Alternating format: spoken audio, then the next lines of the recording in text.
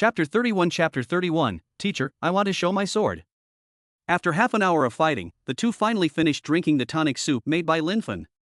She smiled and carried the casserole to the kitchen. Okay, now you go back to your room. I'll clean up here. Lin Zhiqing got up and went straight back to the master bedroom. And Chu He said, Thank you, Mom. Then, as he was about to go to the master bedroom, Lin Fan suddenly stopped him. Hey, young master, when are you going to let me meet my in-laws? You got married so suddenly, and the parents of both sides haven't even met yet. Hearing Lin Fan say this, Chu He hurriedly interrupted, In a couple of days, I'll tell my family then. When is a couple of days? Lin Fan was relentless. Chu He, as if he had done something wrong, quickly slipped into the master bedroom. He had been married in a flash, and his family still didn't know the situation. If it were his father, Chu He would be in for a good scolding for daring to get married without telling his family. No, it's too dangerous. Chu He covered his heart with his hand, glad that he had escaped. He took 2 steps towards the bed and suddenly saw a set of men's pajamas on the bed. At that moment, the sound of running water came from the bathroom next door, and that was Lin Zhiqing taking a shower. Wow, this wife is not a useless one, she knows to buy her husband pajamas. Chu He spoke deliberately loudly so that Lin Zhiqing in the bathroom could hear. Sure enough, when Chu He went to change into his pajamas, a burst of stubborn words came from the bathroom, You're not allowed to wear them, they were bought for someone else. Someone else? Who? Chu He said this while trying them on, and sure enough, they fit perfectly. Chua was a little surprised. He had never told Lin teacher his waist size or anything like that, so how did she know what size to buy? It's for the dog. Lin Zhiqing walked out of the bathroom wrapped in a bathrobe, her fair skin even more visible than usual. Chu He only had to look at her once to know that she was beautiful. Lin Zhiqing ignored him and just stood there looking at him. It fits quite well. Looks like I made the right choice. Hey, you'd better buy it for me. Chu He said, adding, I was going to buy it for the dog. Lin Zhiqing is really stubborn. Aren't you just a puppy? Lin Zhiqing climbed into bed, picked up a book on the nightstand and said to Chu He, Go take a shower, and then go to sleep after you're clean. Chu He, do you mean it? Lin Zhiqing frowned, What's so serious about sleeping? Do you think? Lin Zhiqing suddenly realized that this sleeping was not the same as that sleeping. She instantly threw the book in her hand at Chu He, Get out. Fine, I'll get out. Chu He put on his slippers and went straight into the bathroom. After turning on the tap and adjusting the water temperature, he picked up the shampoo and started washing his hair. But as he washed, something felt wrong. As soon as the hot water hit his body, an inexplicable desire rose from his lower abdomen. The more he washed, the hotter he got. Damn it, my mother-in-law's tonic is too effective, and it's only been a short time. Chua suddenly felt dizzy, his face hot, and his consciousness a little hazy. It's not like he drank the tonic, it's more like he took some strange medicine. After finally finishing washing, Chua grabbed a towel and wiped himself down roughly, then put on his pajamas and came out. A feeling of drowsiness mixed with an inexplicable urge made Chu He rush towards Teacher Lin as soon as he left the bathroom. Teacher, I want to show my sword. Lin Zhiqing? What does it mean to show your sword? As Chu He spoke, his hand moved up to her smooth neck, and then he was about to move downwards. Chu He, you're being a rascal again. Lin Zhiqing easily moved Chu He's hand away. At this moment, she noticed that Chu He's hand was limp, as if he didn't have much strength. If you're tired, go to sleep quickly. I'm already giving you face by letting you go to bed tonight, but if you mess around again, I'll let you sleep on the floor. I don't care, I'm going to show my sword. Like a child, Chu He even rolled around on the bed. Are you playing hard to get? Just go to sleep. Lin Zhiqing held a book in one hand and grabbed Chu He's shoulder directly with the other. Strangely, Chu He really couldn't break free, and it was unclear whether he was pretending or really didn't have any strength. Although his shoulders were being grabbed, Chu He was not at all panicked. He groaned, sank his hands, and then grabbed his pajama pants to take them off. Lin Zhiqing was quick-eyed and quick-handed, and immediately grabbed Chu He's hand. What are you doing? Teacher, I'm so hot, I have to draw my sword. Chu He muttered to himself, and his voice was low and hoarse. Lin Zhiqing sensed something unusual and frowned. She put down her book and carefully checked Chu He's situation. She saw Chu He writhing around on the bed like a maggot, as if his breath had been held back. And his face was now visibly red. Teacher, I'm so hot. Chu He reached for Lin Zhiqing with his hand, which was already scorching hot. Lin Zhiqing sat up in an instant, fumbling to pull open the bedside table and take out the thermometer from inside, aiming it at Chu He's forehead and immediately taking the temperature. Drip! The thermometer instantly turned red. Lin Zhiqing looked at the reading on it and suddenly felt a little restless. 39.6 degrees. High fever. She immediately got up and prepared to go to the living room to find fever-reducing medicine. At this time, Chu He was still trying to hold Lin Zhiqing back. Teacher, don't go, teacher, give me a child. Teacher, I want to show my sword. At a time like this, you're still thinking about having a baby? Lin Zhiqing shook off Chu He's limp arm, got out of bed, and pulled open the door. Linfen, who was eavesdropping outside the door, was caught off guard and almost fell on her ass. Ouch, you little brat. What are you doing out here? Hurry, go back inside. Master's medicine should be working by now. Lin Zhiqing's eyes instantly focused, and she stared at Linfen. What medicine? What did you give Chu He, Mom? Linfen knew she had slipped up, so she simply stopped pretending. It's a folk remedy that your Aunt Li gave me, and the medicine was prescribed by a very famous doctor. What medicine? It's for that area. Mom, you're really worrying for nothing.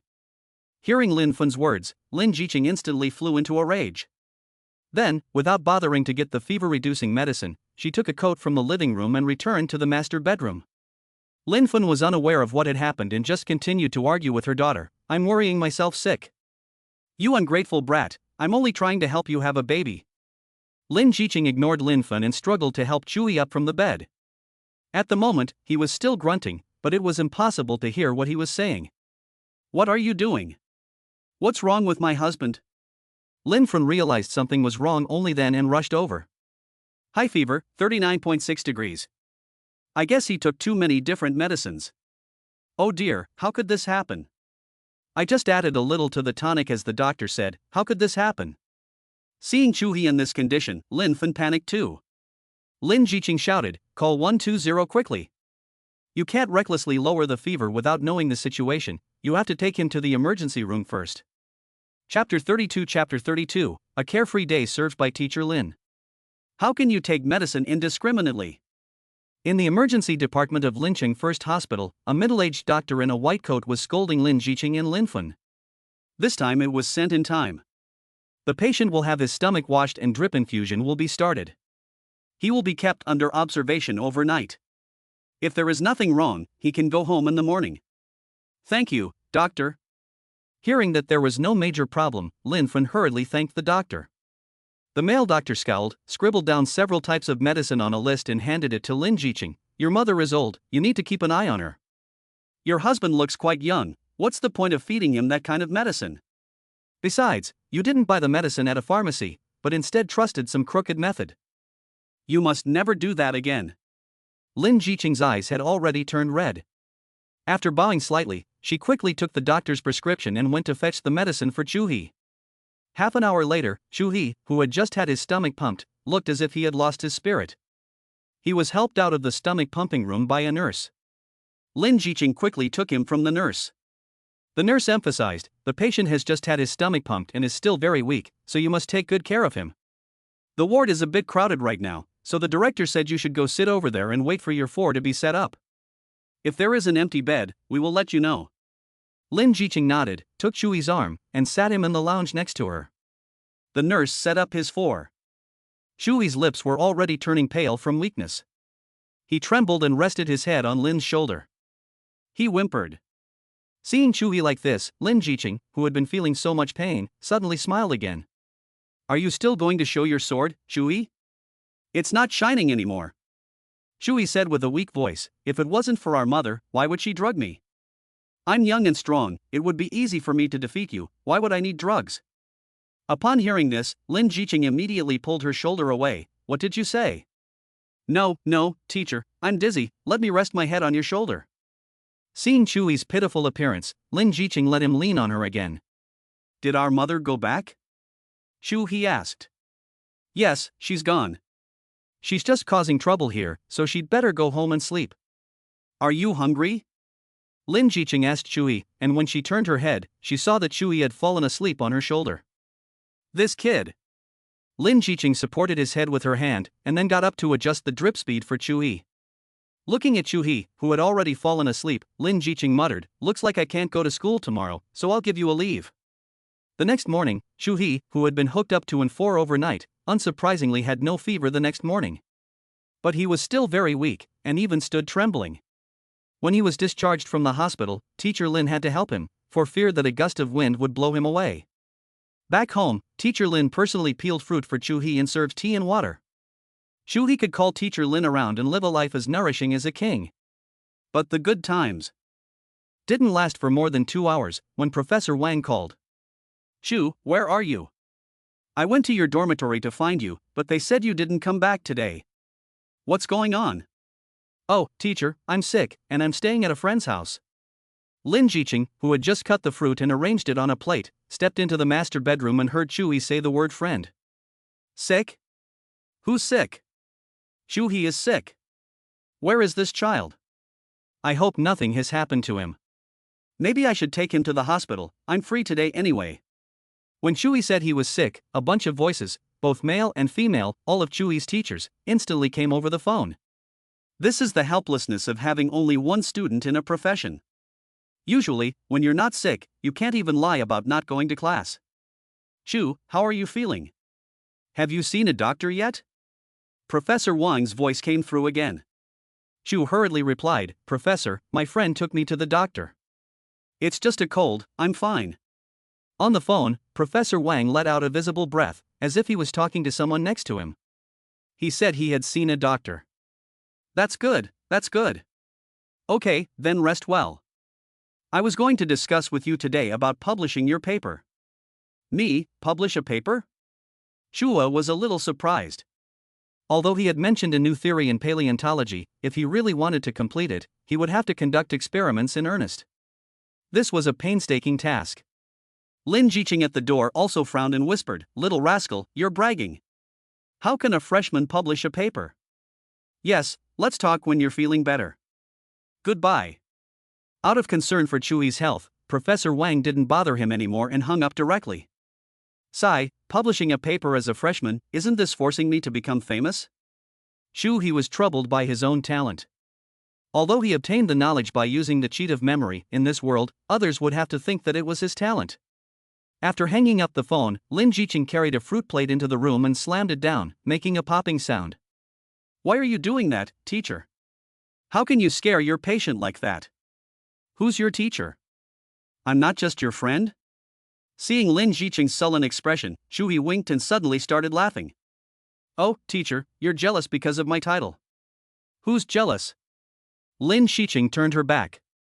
All right, I can't tell those professors that I'm at my wife's house, or they'll be scared to death, right?" Chu He sat up and, wrapping his arm around Lin's waist, whispered in her ear, "Besides, you never let me call you wife, do you?" With his words in her ear, Lin Zhiqing suddenly felt a tingling sensation spread through her body. She took away Chu He's hand, stood up, and blushed again. "Okay, I'm going to go cook dinner. What do you want to eat?" "Anything." Chu He lay back down again, picked up an apple and put it directly in his mouth. Lin Zhiqing turned around and walked out. Teacher Lin's face just gets red so easily. I think it's because she doesn't hear enough sweet nothings. When I regain my strength, I'll definitely fight Teacher Lin. Unfortunately, these carefree days were too short. Chua was only tenderly cared for by Lin Zhiqing for one day, and the next morning he was able to jump around like a young dog, not having a single problem. He was completely recovered, so he could go to school with her that day. Upon hearing this, Chu He was dumbfounded. "Huh? Military training? Why didn't anyone tell me?" "No, teacher, I feel like my head is spinning again. I must have a fever. Maybe I shouldn't go today. Cut the crap. Back to school." "No, teacher, you have to feel sorry for me." Hey, what are you doing pulling my ear?" Chapter 33, The Spicy Female Instructor.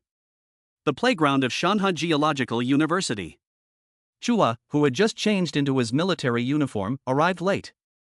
When he saw Wang Zibo in the square, he walked over to him without hesitation. "Chua, you're feeling better?" Wang Zibo whispered to Chua, "You didn't show up yesterday, and the guys were going to go see you today. I'm in tip-top shape, why would I need you guys to go see me?" What illness did you have? Wang Zibo asked curiously.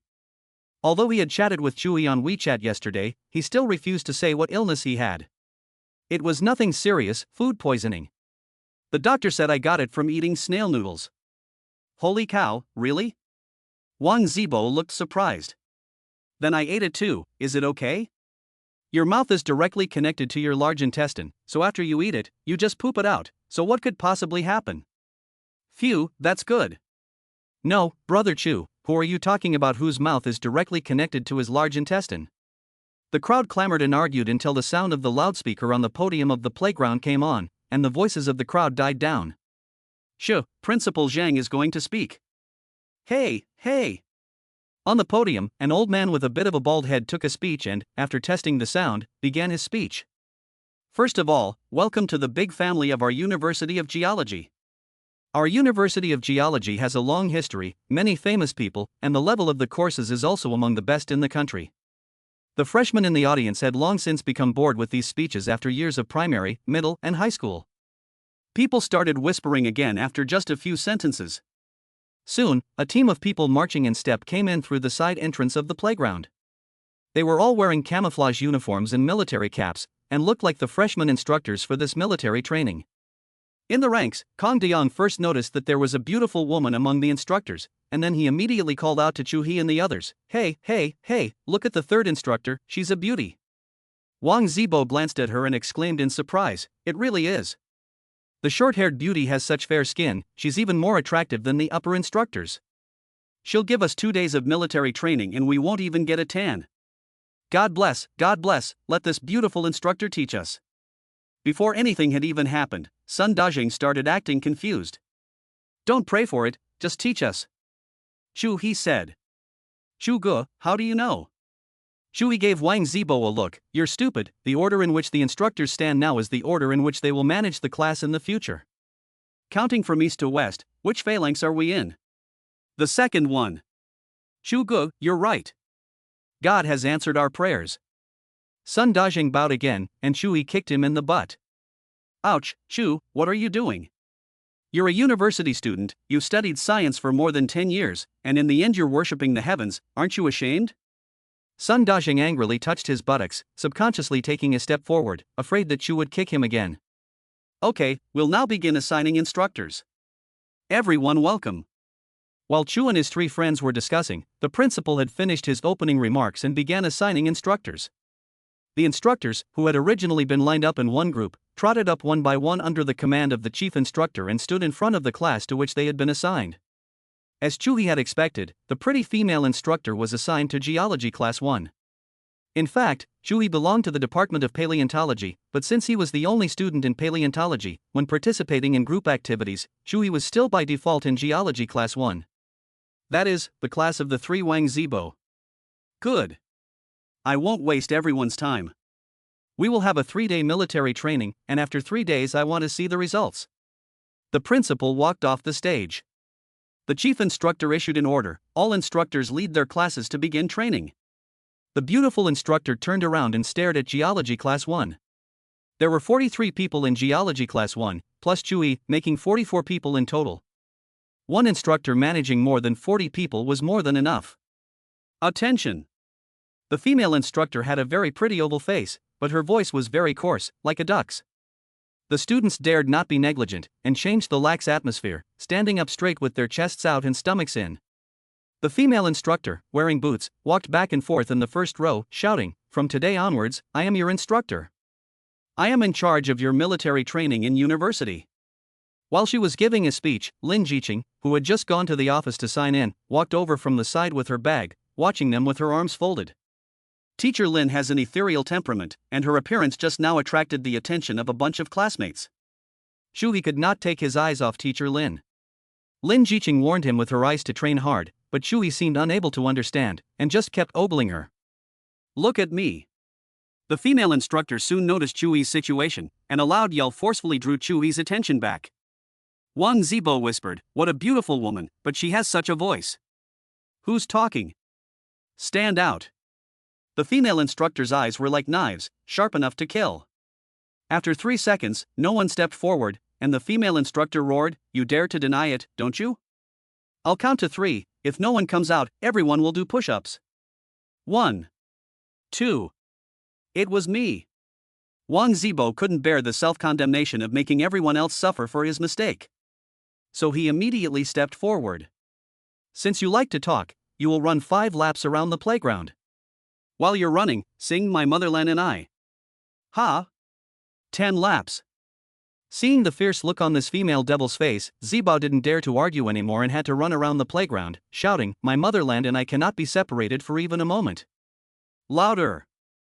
The crowd got a preliminary taste of the awesome female devil instructor, and seeing that no one was doing anything, the female instructor nodded in satisfaction. "Now, I need to choose an assistant teacher to help me train everyone. Are there any volunteers?" The crowd was already intimidated by the female instructor's aura, and they didn't even dare to look at her, let alone volunteer to be an assistant teacher. The atmosphere in the audience suddenly cooled. The female instructor wasn't angry, but just looked at Lin Zhiqing next to her and said, "Qingqing, you help me choose one." "Qingqing?" Everyone was confused when they heard this name, and even Chu He was a little confused. Does Teacher Lin know this fiery female instructor? Suddenly, he had an ominous feeling. Sure enough, Lin Zhiqing put her bag on her shoulder and took a step forward with her long legs. "Wannian, just take that boy." "Him?" The female instructor pointed at Chu He, and Chu He's heart panicked. What was bound to come had come. This spoiled woman, she's just digging her own husband's grave. "You, come up here." The female instructor pointed at Chu He. Chu He smiled, "Instructor, I don't want to be an assistant teacher." "I don't want to be one." The female instructor's voice raised again, "If you don't want to be one, fine. You see that boy on the playground? He'll run 5 laps, and you'll run 5 laps too. After you finish, you won't have to be one anymore." Chu He looked at Lin Zhiqing, who was behind the female instructor, covering her mouth and laughing, with a sad look. Helplessly, he agreed. "I'll be one. Can't I be an instructor?" Chapter 34 Chu He trains Teacher Lin. Liu Wannian, like Wang Xiaoman, was also a college classmate of Lin Zhiqing and enlisted in the army during her sophomore year. And she stayed in the army for 10 years. Since their military region is close to Shanghai University of Geosciences, every year she comes here to help with military training for freshmen. When she first went to college, she got along well with Teacher Lin, but unfortunately after she enlisted, they saw each other less and less. Now that they have met again at the university, they recognized each other long ago, even if they didn't say anything. "The assistant instructor's duty is to help me train my classmates," Liu Wannian said to Chu He without changing her expression, "so your movements must be more standard than theirs. Can you do it?" Chu He didn't like doing this tiring work at first, but as soon as he heard Liu Wannian say that he could help train his classmates, his mood instantly picked up. "I can do it, so don't worry, teacher." Helping to train his classmates meant not only being able to make cups, but also getting out of training. After promising Liu Wannian, he even glanced at Lin Zhiqing. But Miss Lin didn't pay any attention to Chu He, just whispered something to Liu Wannian and hurriedly picked up her bag and left. Why did she leave? Chu He's interest had greatly diminished. Without his wife, what's the point of making cups? What are you looking at? If you want to look, go run laps. Hearing this, everyone quickly averted their gaze. Liu Wannian continued, "You all had military training in junior high and high school, so you should remember how to stand in military posture." Everyone, attention. Liu Wannian's female voice was very intimidating, and at her command, the entire class once again adjusted their posture. She looked at Chu He, who was standing at the front of the line, with his chest puffed out, head held high, and his hands clasped in his pants, in a very standard military posture. Liu Wannian nodded with satisfaction, patted him on the shoulder, and said, "You don't need to stand anymore. Go help me correct the military posture of the students." Great. Hearing this, Chu He immediately relaxed, and with his arms crossed, he strutted through the ranks, checking everyone's military posture. Half an hour later, Lin Zhiqing, who had left, returned, only this time she had more impatience on her face. She took Liu Wannian aside and whispered something to her, and Liu Wannian also put on a shocked expression. What were they talking about? Chu He strained to listen, but couldn't hear what they were saying. "Well, we'll just have to do what the leaders want." Lin Zhiqing nodded, and Liu Wannian announced, "Everyone, I have an announcement to make. At the request of the leadership, in order to promote the relationship between the tutors and the students and break the deadlock of no teacher-student friendship between the teachers and students, it has been decided that during these 3 days of military training, the tutors will spend half a day each day participating in training with the students. The tutors will also be training? These university students had never heard of such an operation before, and they immediately began whispering. Even Chu He trembled when he heard this. If the instructor participates in the training, it means that the instructor is a trainee. If I am appointed as a teaching assistant, it means that I am a teacher. Hasn't the status been reversed? Teacher Lin is in for a tough time. Chu He rubbed his hands together in secret, looking eager and ready to go. Just as he was feeling pleased with himself, the chief instructor walked over with a notebook. Xiao Lu, have you decided on the teaching assistant for your class? Yes, we have. His name is Chu He. Good. Try not to change the teaching assistant, so as not to affect the teaching progress. Liu Wannian nodded, and the chief instructor wrote in his notebook, Geology Class 1 Teaching Assistant, Chu He. Then he went on to the next class. Liu Wannian took Lin Zhiqing by the hand and whispered, Do you want to stand in the first row or the last row? The last row. I don't have confidence.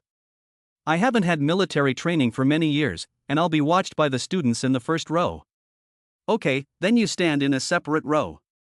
Lin Zhiqing nodded, put down her bag in the shade of a tree nearby, and stood in the last row of the line. All present. Attention. After settling Lin Zhiqing's matter, Liu Wannian once again formed the line. The students, who had been a little loose, straightened up again. Seeing that Lin Zhiqing in the last row was also standing straight with a firm gaze, Chu He couldn't help but smile. He took advantage of the fact that Liu Wannian was correcting the posture of the students in front of him to quickly run to the back. He whispered in Lin's ear, Teacher Lin, this is your day. You appointed me as a teaching assistant just now, and now that my name has been announced, you can't go back on your word. Lin was so shocked by Chu's whispering that he couldn't help but tremble. Chu immediately changed his expression, found a branch from a tree nearby, and shouted, Attention! Lin Zhiqing turned around and was about to grab Chu's branch when a leader who was inspecting the area happened to walk by. Zhiqing, why aren't you standing properly? Since the rule that the tutors train with the students has been announced, it must be implemented thoroughly. Lin Zhiqing smiled helplessly at the leader and had to go back to her position and stand properly again. Did you hear that? Stand properly. After scolding Teacher Lin, Chu He turned to the leader and waved, looking like a traitor. After greeting him, Chu He looked at Teacher Lin like a hungry wolf looking at a rabbit, and snapped his stick at her butt. What are you doing? Don't you know how to stand properly? Lift your buttocks. Lin Zhiqing closed her eyes, took a deep breath, and pulled her buttocks in. Tighten your stomach. Snap. Chest out. Snap. Chu He was having a great time, and he smiled perversely as he watched Teacher Lin, whose posture was becoming more and more standard. At that moment, everyone in the front row of the team froze. They all thought that Chu He had a problem with his brain, and dared to treat the instructor like this. Could it be that in the future they wouldn't need to ask her for things or ask for leave? Liu Wannian, who was inspecting the students, also noticed this situation, and she shouted, Chu He. Here. Chu He answered quickly. I told you to train your classmates, not your teacher. Reporting to the instructor, there are no teachers here, only students being trained. Lin is not standing in military position properly, I'm correcting her. Hearing Chu He say this, Lin's eyes almost burst into flames. You little brat. I'll deal with you when we get home tonight. Liu Wannian walked quickly up to Lin Zhiqing and blocked her in Chu He. You go train the other students, I'll train Lin Zhiqing myself. Reporting to the instructor, no need, I can train Teacher Lin. Have you stopped listening to me? Liu Wannian's words suddenly became serious, or do you want to run laps like that student? After Liu Wannian finished, he glanced at Wang Zibo, who was already crawling on the track, and shouted, Run faster, or you'll do 5 more laps. Chu He reluctantly glanced at Teacher Lin, who was standing proudly. Okay, instructor, I'll listen to you. Go! Liu Wannian obviously saw the rogue temperament in Chu He, and even the tone of his voice when speaking to him was like a slap with a sweet treat. Chu He went to the front to correct the other students, while Liu Wannian stood in front of Lin Zhiqing, pinched her back and bent her forward, while whispering in her ear, What is your relationship with this Chu He? I feel that he is not like other people. Chapter 35, We are husband and wife. Lin Zhiqing did not answer her directly, but instead asked in return, What kind of relationship do you think he and I have?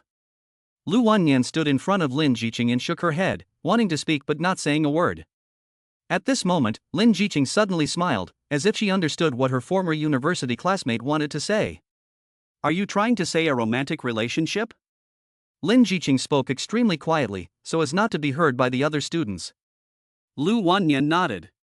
She had spent many years in the army, and her emotions were simple, so she could see through the nature of things most easily. But I think it's ridiculous. You're his teacher, and he's your student. Is that possible? I haven't even said it's a romantic relationship yet. Lin Zhiqing looked at Liu Wannian tenderly. Liu Wannian let out a sharp breath of relief. That's good, that's good. It's a husband and wife relationship. What? Liu Wannian's eyes widened, and she couldn't hold back her surprise. Chu He, who was standing in front of the others instructing them, heard Liu Wannian's surprise and panicked. He thought that teacher Lin was saying something bad about him. After all, his identity was given to him by Liu Wannian and Lin Zhiqing. If he was demoted, what would teacher Lin do to him? The consequences were unimaginable. Student Lin. Train hard and don't talk to the instructor without permission. Chu He reminded him. Liu Wannian found him annoying and immediately punished him. Chu He. Yes. Go to the playground and run 5 laps before coming back. Liu Wannian's words left no room for mercy. Teacher Lin is not only a trainee, but also your teacher. I must teach you today what it means to respect your teachers and the way of the world. Instructor, I. Go. Hearing Liu Wannian's unquestionable words, Chu He had no choice but to accompany Wang Zibo and run on the playground. Then Liu Wannian looked at her watch and said to the students. Everyone, sit down and rest for 5 minutes. The students instantly relaxed, sat down on the grass and started chatting, while Liu Wannian pulled Lin Zhiqing aside and asked her about the matter in detail. Kong Dayang and Sun De on the grass looked at Prince Bo, who was dying on the track, and Chu He, who was slacking off and only running half a lap before turning back to the football field, and sighed helplessly. Alas, what sins have we committed in our dormitory? The military training hasn't even started for half a day, and the instructor has already wiped out half of us. Zibo is a smartass, and Chu Go is also a smartass. And he insisted on training teacher Lin. I really doubt if he forgot to bring his brain today. Let's go, get a bottle of water, and quench the thirst of Zibo and Chu Go later. Kong Dayang and Sun De just finished talking and stood up. After reporting to Liu Wannian, they walked out of the playground. At that moment, Chu He and Wang Zibo on the running track looked as if they had lost half their lives, supporting each other as they panted heavily. I can't take it anymore, brother Chu. Call 120 quickly, I feel like my soul is about to fly out of my brain. Look at you, you're exhausted after just a few laps, you're really weak. Brother Chu, if someone else were to say this to me, I would shut up. I ran 8 laps, and you're in this state after only 2 laps. Do you really have the nerve to say that to me? Ha ha. Chu He leaned on Wang Zibo's shoulder and ran forward by inertia. We're both in the same boat, so don't say anything about each other. Running towards the sunlight, Lin Zhiqing had already told Liu Wannian the whole story in the shade by the track. No, I feel that what you said is really strange. You just married someone you picked off the street, and it turned out to be one of your students. Liu Wannian hugged her legs and looked at Lin Zhiqing with her intelligent eyes. Lin Zhiqing smiled. I actually thought it was quite a coincidence too, but then I thought, the Civil Affairs Bureau is so close to the school, and Chu He was dragging a suitcase, so he must be a new student reporting for classes. I blame myself for being in such a hurry, which is why things turned out like this. Does your supervisor know? Lin Zhiqing shook her head. How dare I say it, but this brat is such a little rascal, even at school he wants to take advantage of me. He's not at all like a freshman just starting college. Yes. Liu Wannian affirmed, I could tell right away. Xing, you can't let him get away with it. If it were me, I would tie his hands and feet with a hemp rope at night and whip him hard with a whip to see if he would dare to be so unrestrained again. Ha ha ha. Lin Zhiqing was amused by Liu Wannian's words and laughed lightly, covering her mouth with her hand. The reason she dared to tell Liu Wannian was that Liu Wannian was a person of sufficient integrity and would never be a blabbermouth. Second, she had been in the army for many years and had no vested interests with herself. Third, she had been holding it in for so long that there were very few people around her who could say these things. Even Wang Xiaoman dared not say it. After all, Wang Xiaoman's mouth was not tight, and if she told her, her husband would definitely have to know. So do you like him? Liu Wannian asked the most crucial question. Lin Zhiqing paused for a moment, looking at Chu He, who was still playing around with Wang Zibo on the runway. A gentle breeze blew across her face, and Lin Zhiqing gave a small smile, looking down and saying, "I like him. It turned out that I just wanted to marry just anyone, but then I realized that although this guy is a bit of a rascal, he is quite caring. My father's death has always been a shadow for me, and for so many years I have never come out of it, until I met Chu He. Leaning in his arms that night, I felt a sense of peace that I had never felt before." Sighing, Liu Wannian touched her arm, so mushy. Goosebumps. She stood up and said, "Rest time is over. Today I'll let you practice on him." Pulling Lin Zhiqing along, she walked to the front of the line and called back her fellow runners who were still in exile on the track. "Next, we'll practice turning around, forwards and backwards. First, we'll practice in groups. In 10 minutes, I want to see your results. Pair up in groups of 2. Let's begin." Upon hearing this, Chu He, who was still hunched over panting heavily, immediately stood next to Teacher Lin. "Instructor, I want to be in the same group as Teacher Lin." "Good." Liu Wannian's mouth curled up into a smile. Chu He's words were exactly what she wanted to hear. "Then let Teacher Lin train you first. I just taught her, so you don't need to teach her again." "Ah." Chu He turned his head and glanced at the smiling Lin Zhiqing, suddenly feeling like he had been tricked. "No, no. If that's the case, I'd rather be in the same group as Wang Zibo." As soon as he said this, Wang Zibo, who was exhausted, quickly looked at Liu Wannian and saw her frown. Wang Zibo quickly took a step back. No, Brother Chu, you'd better be in the same group as Teacher Lin." He was afraid that if Liu Wannian got angry again, she'd make him run laps again, and his small body couldn't take it. "Chu He, you think you're picking cabbages, and you can pair up with whoever you want. Either you pair up with Teacher Lin, or you pair up with me. You choose." Chu He sighed, and at that moment, many famous sayings echoed in his mind. The wheel of fortune turns. 30 years of prosperity can be followed by 30 years of adversity. Those who do evil will perish. Teacher Lin, on the other hand, smiled at him, but there was a hint of mockery in her words. "So, Chu He, let's get started." Chapter 36, Call Your Husband. Chu He squeezed a wry smile from the corner of his mouth that was hard to call a smile. He quickly admitted his mistake. "Teacher, I was just being good for you. Think about it, if you, as a teacher, don't stand in military posture properly, won't people laugh at you when they hear about it?" Lin Zhiqing picked up the branch that Chu He had just used and touched it, saying, "It's okay, you did it right just now, and a teacher should also strictly demand the best from you, so as to be worthy of your good intentions." No. Chu He took 2 steps back, and Lin Zhiqing ordered in a delicate female voice, "Attention. Now listen to my command and turn left." Chu He had no choice but to twist to the left. Lin Zhiqing nodded and touched Chu He's cheek with her slender fingers. "Isn't this great? What are you afraid of? The teacher won't make things difficult for you. Turn left. Turn left. Turn left." Following Lin Zhiqing's commands, Chu He started spinning in place, and after a while, he felt dizzy. Pop. Lin Zhiqing whipped a branch at Chu He's butt, and Chu He immediately tensed up. "Are you slacking off? How long have we been practicing?" Chu He touched his butt, and Lin Zhiqing's whip was much more severe than his own. But now the roles had reversed, and he could only smile and say, "Teacher, how about changing the command? Who is a good person who can keep turning left? Are you teaching or am I?" Lin Zhiqing waved the branch. "Besides, if you can't even turn left properly, how can you do any other commands I add?" Chu He. Present. Turn left. Turn left. Turn left. And just like that, Chu He spun around on the grass like a top. The Prince Bosun, who was watching the scene, was left with a lingering sense of foreboding. Chu He's life is really tough, and now he's fallen into the hands of the instructor. Alas, who let Chu He treat the instructor like that just now, and now he's suffering the consequences. "Okay, stop talking. If the instructor and the counselor hear you, the 3 of us won't get off lightly." After a short discussion, the 3 of them got back to training.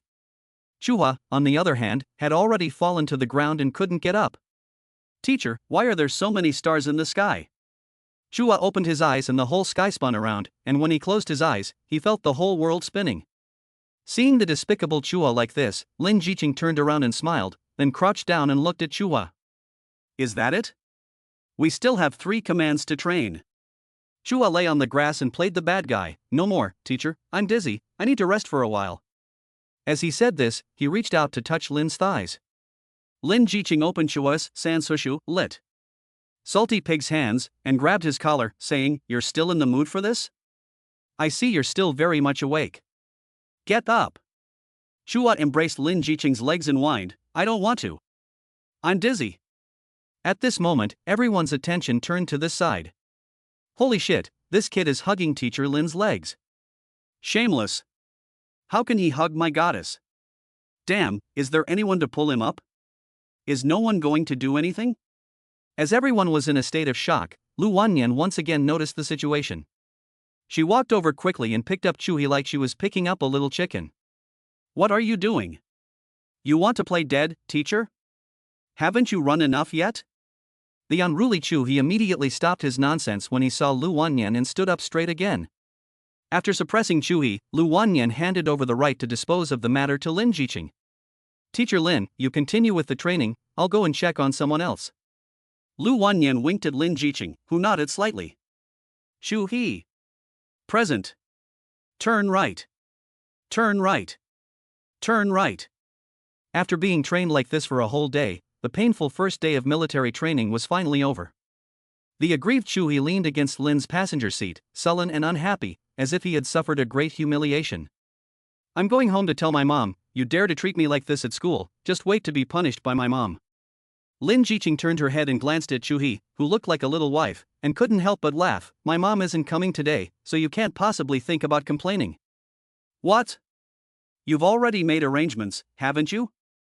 Chu He turned his head and looked at Lin Zhiqing. "Tell me, what is the relationship between Liu Wannian and you? Does she know about the two of us? Do I have to tell you about that?" Lin Zhiqing kept quiet.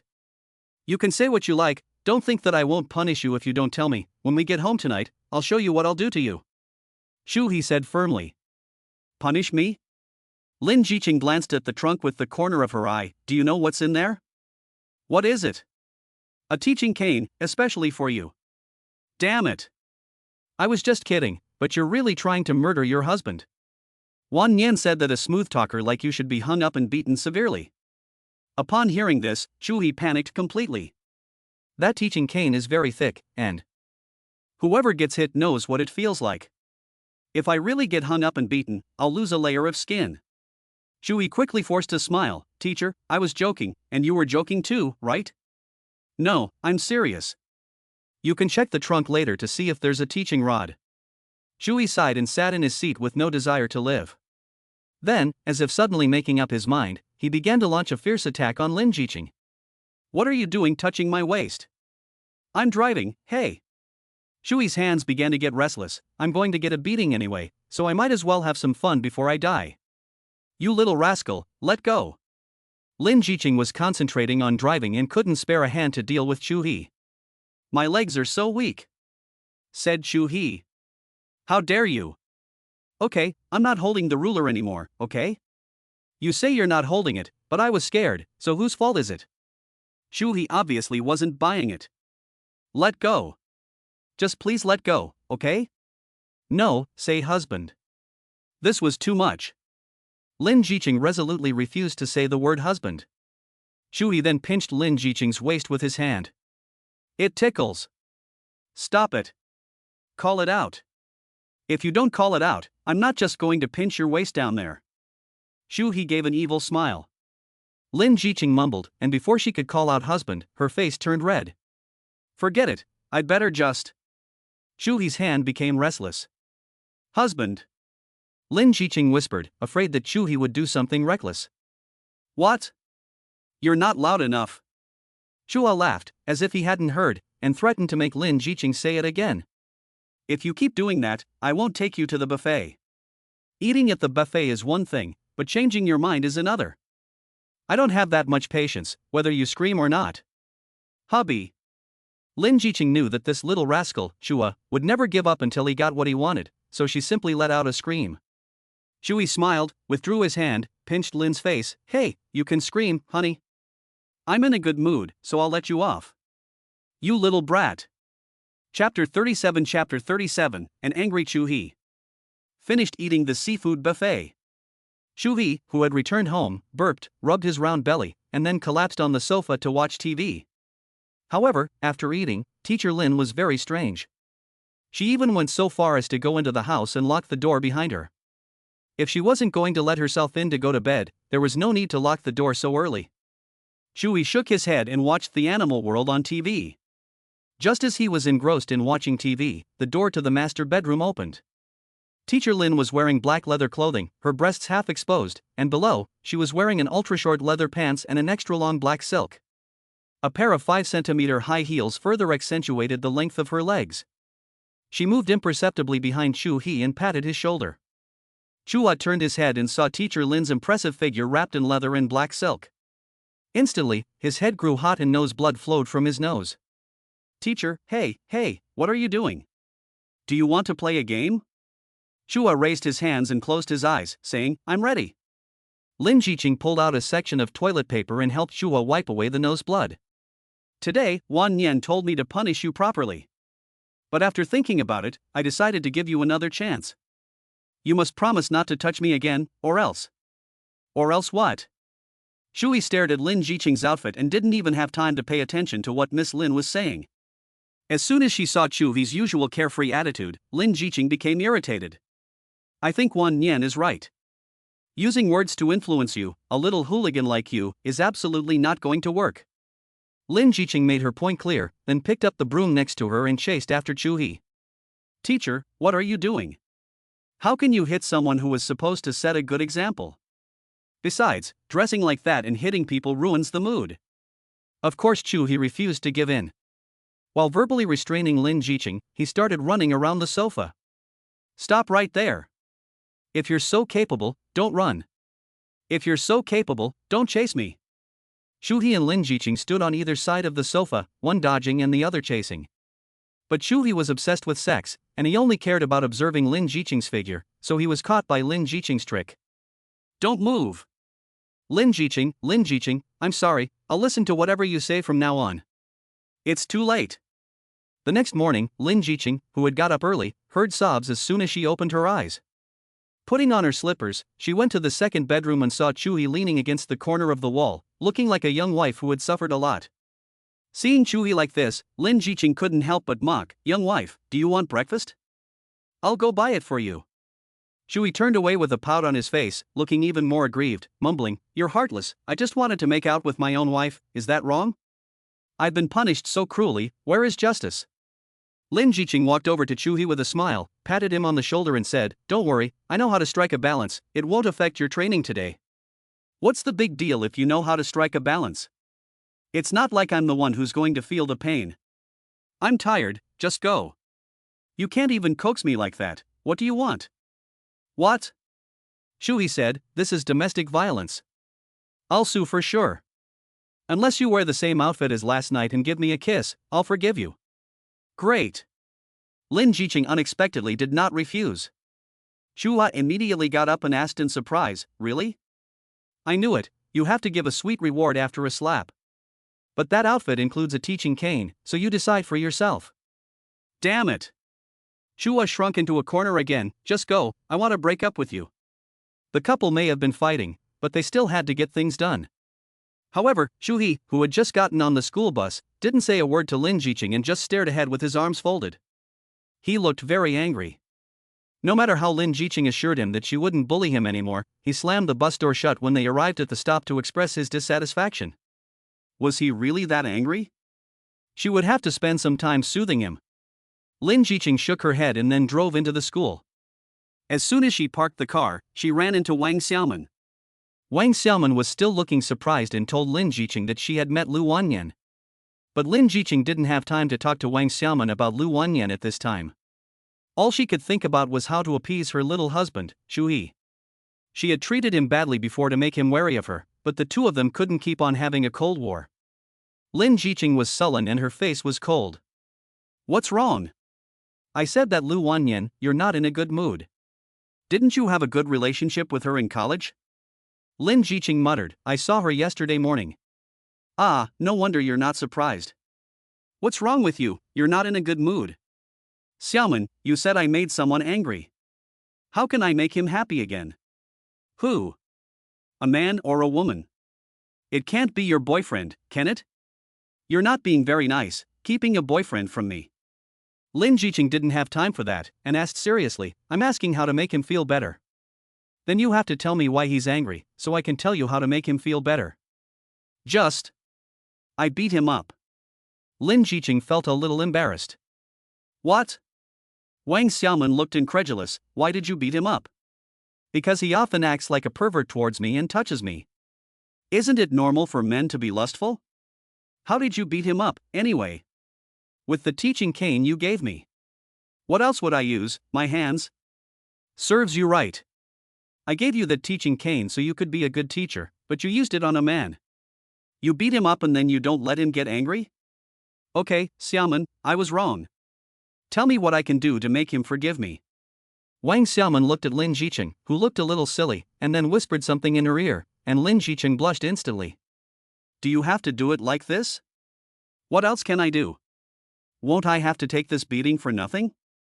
Okay, I'll try. Chapter 38. I bought some special pajamas. Chu He didn't even show up for military training in the morning.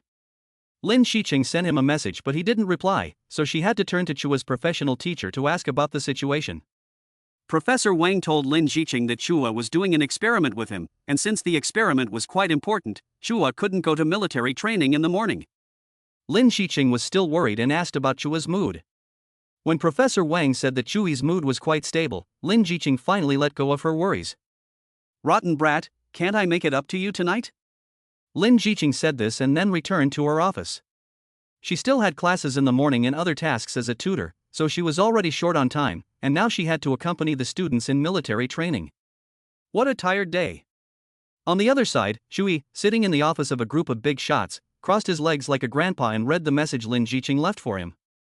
Little Chu, I'm sorry, okay? Otherwise, I'll take you out for a big meal tonight.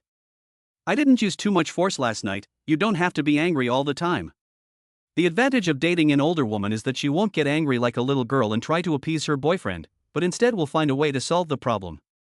Humph. If you still let others influence you, then how can I have a good life in the future? Chu He closed his phone and muttered with a smile, Sorry, Mr. Lin, I have to ignore you for a while.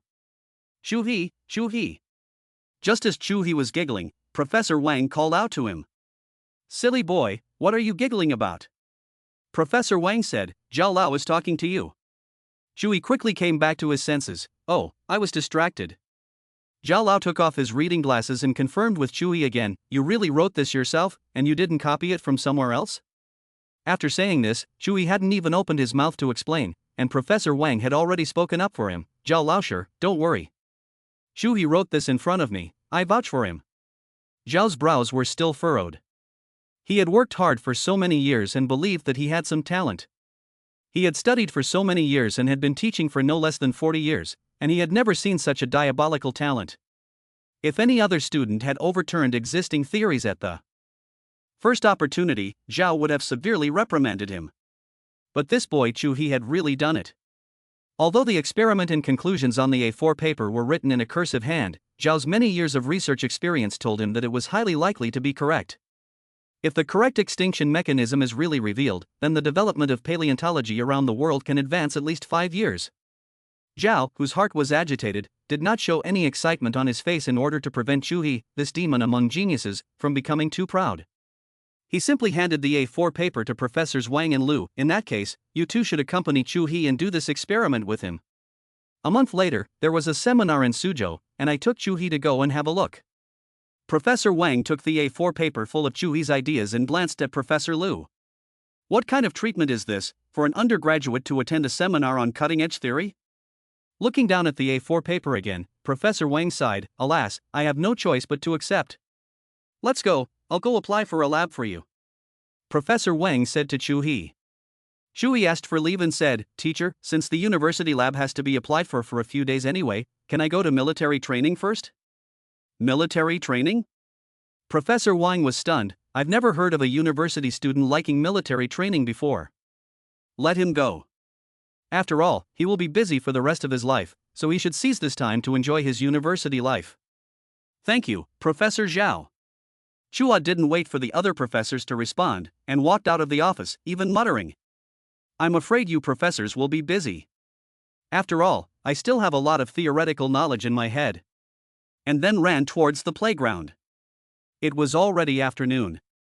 Chu He, who had just rejoined the team, discovered that the teaching assistant had become Wang Zibo.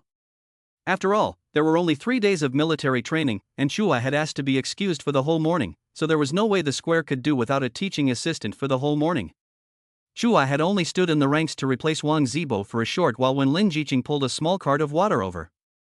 Class 1 and Class 2 Geology, come and get your water, Lin Zhiqing said in a sweet voice. The students, who were hot and thirsty, hurriedly said long live the teacher, and then went one after the other to collect a bottle of mineral water. Lin Zhiqing also gave Liu Wannian and the other instructor some water. Chu He was the only one who remained indifferent, as if he had no intention of giving Lin Zhiqing face. Seeing Chu He like this, Lin Zhiqing was not in a hurry. She just walked up to him and took out a bottle of Coke from her bag and said, "Is it cold? Do you want some?" Chu He was secretly delighted, but his body twisted around. "You think a bottle of Coke can heal my wounded heart? You're still angry? I've never seen you so temperamental before. Besides, I never went cold turkey with you when you took advantage of me in the past." Chu He still didn't say anything.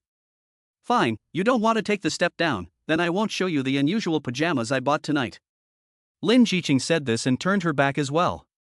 Chu He finally heard the answer he wanted, but he couldn't pretend to be hooked now, or else he would be pouting. Pouting, he took the Coke and said, "Changed your mind? You just promised me you'd do it tonight, and you can't listen to other people's slander and hit me at will anymore. Then can you tell me what kind of pajamas are these extraordinary pajamas?" "No. Teacher, aren't you just teasing people?" "I'm teasing you, so what? Everyone, gather." While Lin Zhiqing and Chu He were talking, Liu Wannian gave the order to gather. The afternoon military training began again. Chu He tried to get his title of teaching assistant back, saying that his name had already been reported, and the head coach reminded the teaching assistant that it was not appropriate to change it. But Liu Wannian was not convinced, and she immediately switched the names of Chu He and Wang Zibo. In other words, from now on, Wang Zibo will be called Chu He, and Chu He will be called Wang Zibo. Lin Zhiqing, who was in the last row, couldn't help but smile when she heard this. Wannian is still so resourceful. Unable to get what he wanted, Chu He returned to his seat in a sulky mood, training under the sun while watching Wang Zibo show off. The afternoon training was hard work, and Chu He was sweating from the heat. Lin Zhiqing was also drenched in sweat. Finally, when the evening came and the second day of training was over, Lin Zhiqing took Chu He out for hot pot. But unexpectedly, after a few slices of lamb went into the pot, Lin Zhiqing suddenly lowered her head. "What's wrong?" Chu He asked Lin Zhiqing while shoving lamb into his mouth. Lin Zhiqing covered her mouth and said, "The dean of the faculty is here." Chapter 39, A young body is a fire that is flourishing. Upon hearing this, Chu He's body also froze. The dean of the college was an old woman in her 40s named Du Feng who had never married. She was sensitive and suspicious, and if any student offended her, they would not fare well. If she caught Lin Zhiqing and Chu He eating hot pot alone, the consequences would be unimaginable. "What should we do?" Chu He whispered. "Keep your head down, she's coming over here." Lin Zhiqing quickly reminded Chu He. Chu He hurriedly did as she said. But fate was against them, as Du Feng was sitting at the table next to Lin Zhiqing and Chu He. "Just sit here, don't bother looking at the menu, just bring me one of your set meals." "Okay, madam, your total is 198. "Hey, I didn't use any of your chopsticks, cutlery, or paper towels." Du Feng put down the bag she was carrying and took out spoons, chopsticks and even a bowl from it. "Madam, we don't allow this." The waiter was at a loss for words. Unexpectedly, Du Feng yelled directly after this, "Who dares to say no? Do you dare to take responsibility for your words? If you dare to take responsibility, call your manager over and I'll reason with her to see if I can let you." Stifled, the waiter forced a smile, "Then your total is 195 yuan. "What? You? Why aren't you using your own cutlery? Even you can't shout anymore?" The waiter took a deep breath and smiled, "Your total is 195 yuan. "Really? What an attitude." Du Feng took out a bill from the few hundreds and then surprisingly took out a bunch of coins from her bag. 195, you count it." While listening to Du Feng's conversation with the waiter, Chu He and Lin Zhiqing dared not make a sound. However, Chu He found Du Feng's behavior extremely disgusting, where she made things as difficult as possible for others within her power. He subconsciously glanced at Du Feng. At this time, Du Feng had just dismissed the waiter, and her eyes met Chu He's. "What are you looking at? Eat your food." Du Feng immediately snapped back at him. Chu He was not angry, but relieved. It seemed that this extermination master didn't recognize him. But Lin, the teacher sitting opposite Chu He, was in trouble. She had reported to Du Feng many times about her work, and she would be recognized whenever she looked up. Then Du Feng would pay attention to Chu He, and when he went back to school and checked the files, that would be the end. Chu He suddenly got up and told the waitress to settle the bill. Then another waitress came over to settle the bill for them. Since they didn't order a set meal, they had to settle the bill later. "Hello, your total is 301. Chu He smiled and confirmed the waitress's quote, then glanced at Lin Zhiqing, who was still bowing her head. "I didn't bring this much money." Chu He muttered to himself, then smiled awkwardly, got up, walked over to Lin Zhiqing, and patted her. "What?" Lin Zhiqing didn't even dare to speak loudly, for fear that Du Feng would recognize her voice. "Take the money, I don't have any." Lin Zhiqing covered her face and took out a wallet from her bag next to her, and handed it to Chu He. At this moment, Du Feng also noticed something was wrong, and stood up curiously and walked over. Chu He saw that something was wrong and quickly blocked her view. She looked from the left, and Chu He blocked from the left, she looked from the right, and Chu He blocked from the right. Blocking back and forth finally made Du Feng anxious. She spoke up, "I said, what's wrong with you? Why are you blocking me all the time? What do you care? You're not eating your rice, what are you looking around for? Hey, brat! How dare you talk to me like that?" Du Feng instantly became angry. "What?" Even if Lin Zhiqing secretly tugged at his coat, Chu He showed no weakness at all. "You won't let me look, but I'm going to look anyway." Du Feng acted like a bully, pushed Chu He away, and tried to go look at Lin Zhiqing. Chu He was not used to indulging her, took off his jacket, put it on Lin Zhiqing's head, picked her up, and walked out. "Why won't you let me see?" "Sir, you haven't paid yet." Chu He opened his wallet, took out all the $100 bills, gave the waiter 3 plus a coin, and then stuffed the rest into his pocket. After leaving the restaurant, he ran. Lin Zhiqing's line of sight was blocked by Chu He, so she didn't run, and was directly carried by Chu He. In this way, a male college student carried a woman with her face covered by clothes and ran down the street. A middle-aged woman who looked extremely unintimidating chased after them. The people on the street were stunned, there was still such an operation. Fortunately, Du Feng had extremely poor physical strength, and after chasing Chu He for one street, she could no longer run. Chu He had already carried Lin Zhiqing for 2 li. Du Feng rested her hands on her knees, panting heavily, and muttered, "What's this kid running for? Let me see." At this moment, at a bus stop 2 li away, Chu He confirmed several times that Du Feng had not followed, and then he let go of Lin Zhiqing on his shoulders. "Teacher, are you okay?" Chu He asked. Lin Zhiqing was dizzy from the shaking, and Chu He's shoulders were pressing against her lower abdomen, causing some pain. "Did you get rid of it?"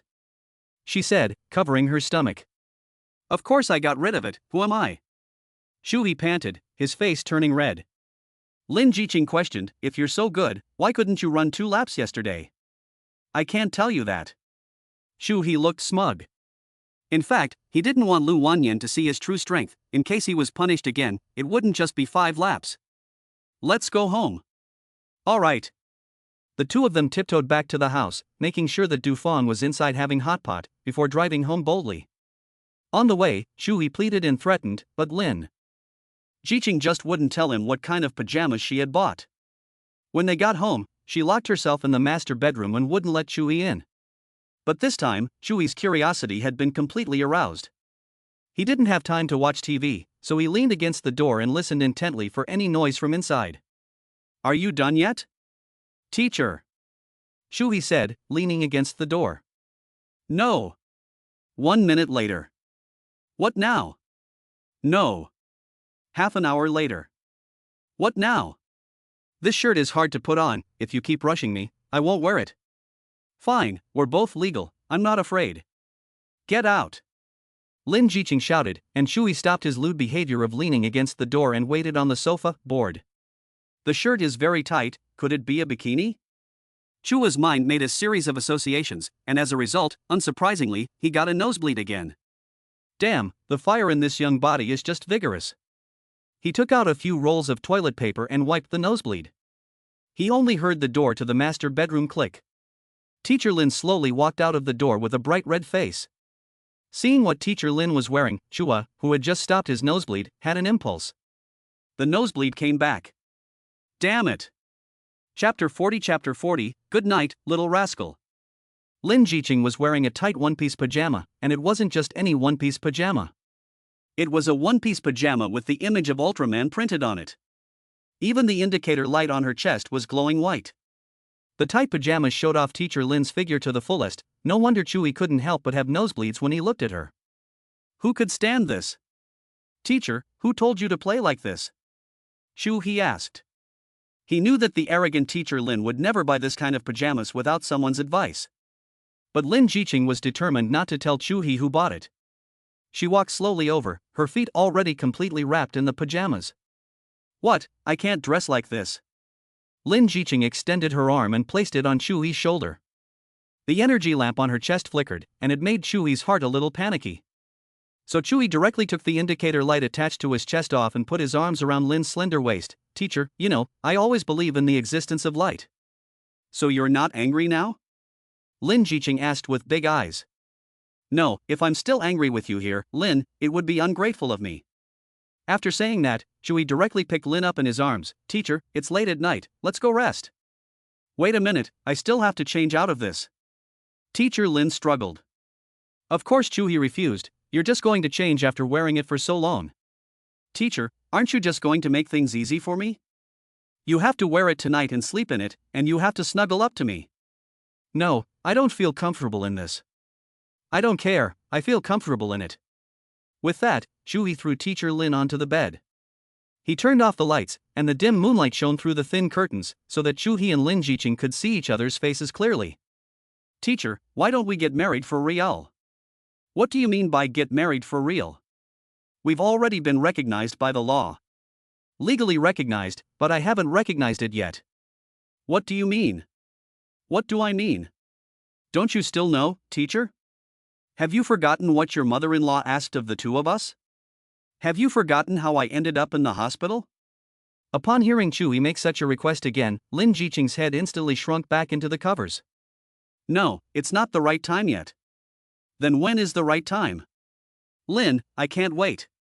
Chu He's hands began to fondle Lin Zhiqing's skin, making her giggle. Stop it, I want to sleep. Okay then, good night, Miss Lin. Good night, little rascal. Another beautiful day begins in the morning. But for the freshmen undergoing military training, the morning is not beautiful. Today is the last day of military training, and although they will have their first weekend as freshmen after the military training performance tomorrow, Friday, the last day of military training before the weekend is the hardest. Lie down properly. Liu Wannian, wearing a camouflage uniform and with her arms crossed, walks back and forth among the students, correcting their prone positions. The military training performance is tomorrow, and if you're in this state, you're just embarrassing your instructors. Use your arms. Tuck in your stomach and don't stick out your bottom. Liu Wannian instructed the students one by one. It wasn't even 7 o'clock yet, and the morning in Linqing in September was cool due to the wind. What's more, in such an open place as the playground, every student who was on their stomach was shivering, which made their movements substandard. While the students were enduring the hardship and constantly adjusting their positions, Chu He walked slowly from the side of the playground. He even held a cup of soy milk in one hand, sipping it, and a steaming hot xiaolongbao in the other. He walked slowly up to the line, finished the last sip of soy milk, and looked at Liu Wannian with a smile. Instructor, am I late? Liu Wannian said sternly, what do you think?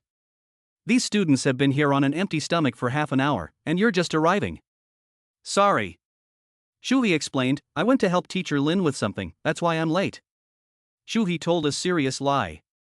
Liu Wannian naturally knew about the relationship between Chu He and Lin Zhiqing, and could hear the meaning behind Chu He's words.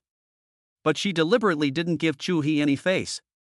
If everyone could mention someone, there would be no need for training. What's the point of military training? Just find someone to pull strings. Go, run 5 laps on the playground to warm up. What? Chu He was shocked and quickly whispered, Instructor, come on, I didn't mean to be late. Look, I even brought you xiaolongbao. Bribing the instructor, plus 5 laps. Liu Wannian mercilessly added to the punishment. In a fit of anger, Chu He threw the Xiaolong Bao onto the back of the still lying Wang Zibo. If you don't eat it, the dog can have it. Wang Zibo? Chu He, who had received 10 laps of punishment, went to the runway to run with a face of indignation. However, before he had run even half a lap, his phone rang. Damn, I was already in a bad mood because I was punished to run laps, and now who was barging in on me?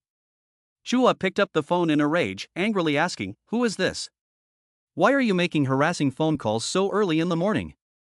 "I'm your father," was the reply. "I'm your fucking father." Chu He blurted out, unable to hold his temper when he heard the other person's anger. "I'll be there at 8 o'clock in the morning," the man said. "You little brat, how dare you speak to your father like that? If you're so capable, don't come home, I'll strangle you if you do." The man on the phone said this, and Chu He was stunned. He took out his phone and looked at it. Sure enough, the note said, "Living Dad." Shit, this is a big deal. "Dad, do you believe me when I say I was possessed just now? Get your ass back here this weekend, or I'll show you who the real father is." "Dad, my last name is also Chu, so you could say you're my last name now." "Fuck you. You little brat, I'll buy the ticket right now and beat the shit out of you." On the phone, Dad Chu kept cursing until a gentle voice came on a little while later, pulling this grumpy voice away. Okay, son, it's not intentional. Get a hold of yourself. Son." A middle-aged woman's voice came over the phone again. "Mom." Chu He shouted, "What are your instructions? How are things at school these 2 days? Your father and I both miss you quite a bit. Who the hell cares about this son of a bitch?" "It's going pretty well, Mom. I'll come home and visit when I have time."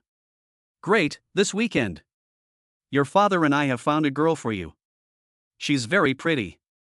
You should come back and meet her." Upon hearing this, Chu He couldn't help but frown. "Mom, I'm only a freshman, there's no need to rush." "Why not rush? When I was your age, I already had your mother." Chapter 41, You are not allowed to watch the teacher dance. "What are you telling the child this for?" Chu's mother persuaded him, "It's good to come back and meet her, but mainly I miss you, come back and see me, I'll make you dumplings." When she said this, Chu's eyes reddened, and he couldn't refuse. Originally, this weekend, he was going to spend it with Lin, but now it seems that his wish will be dashed. "Okay," Chu He agreed. The brat agreed? "When he comes back this weekend, I'll whip him with a belt." "Dad, you've taken my surname, so it's worth it if you whip me." "Fuck. Wifey, hurry up and buy me a train ticket, I'll go get our family shovel now, I'll show him what the word son means." Okay, son, that's it, I'm hanging up."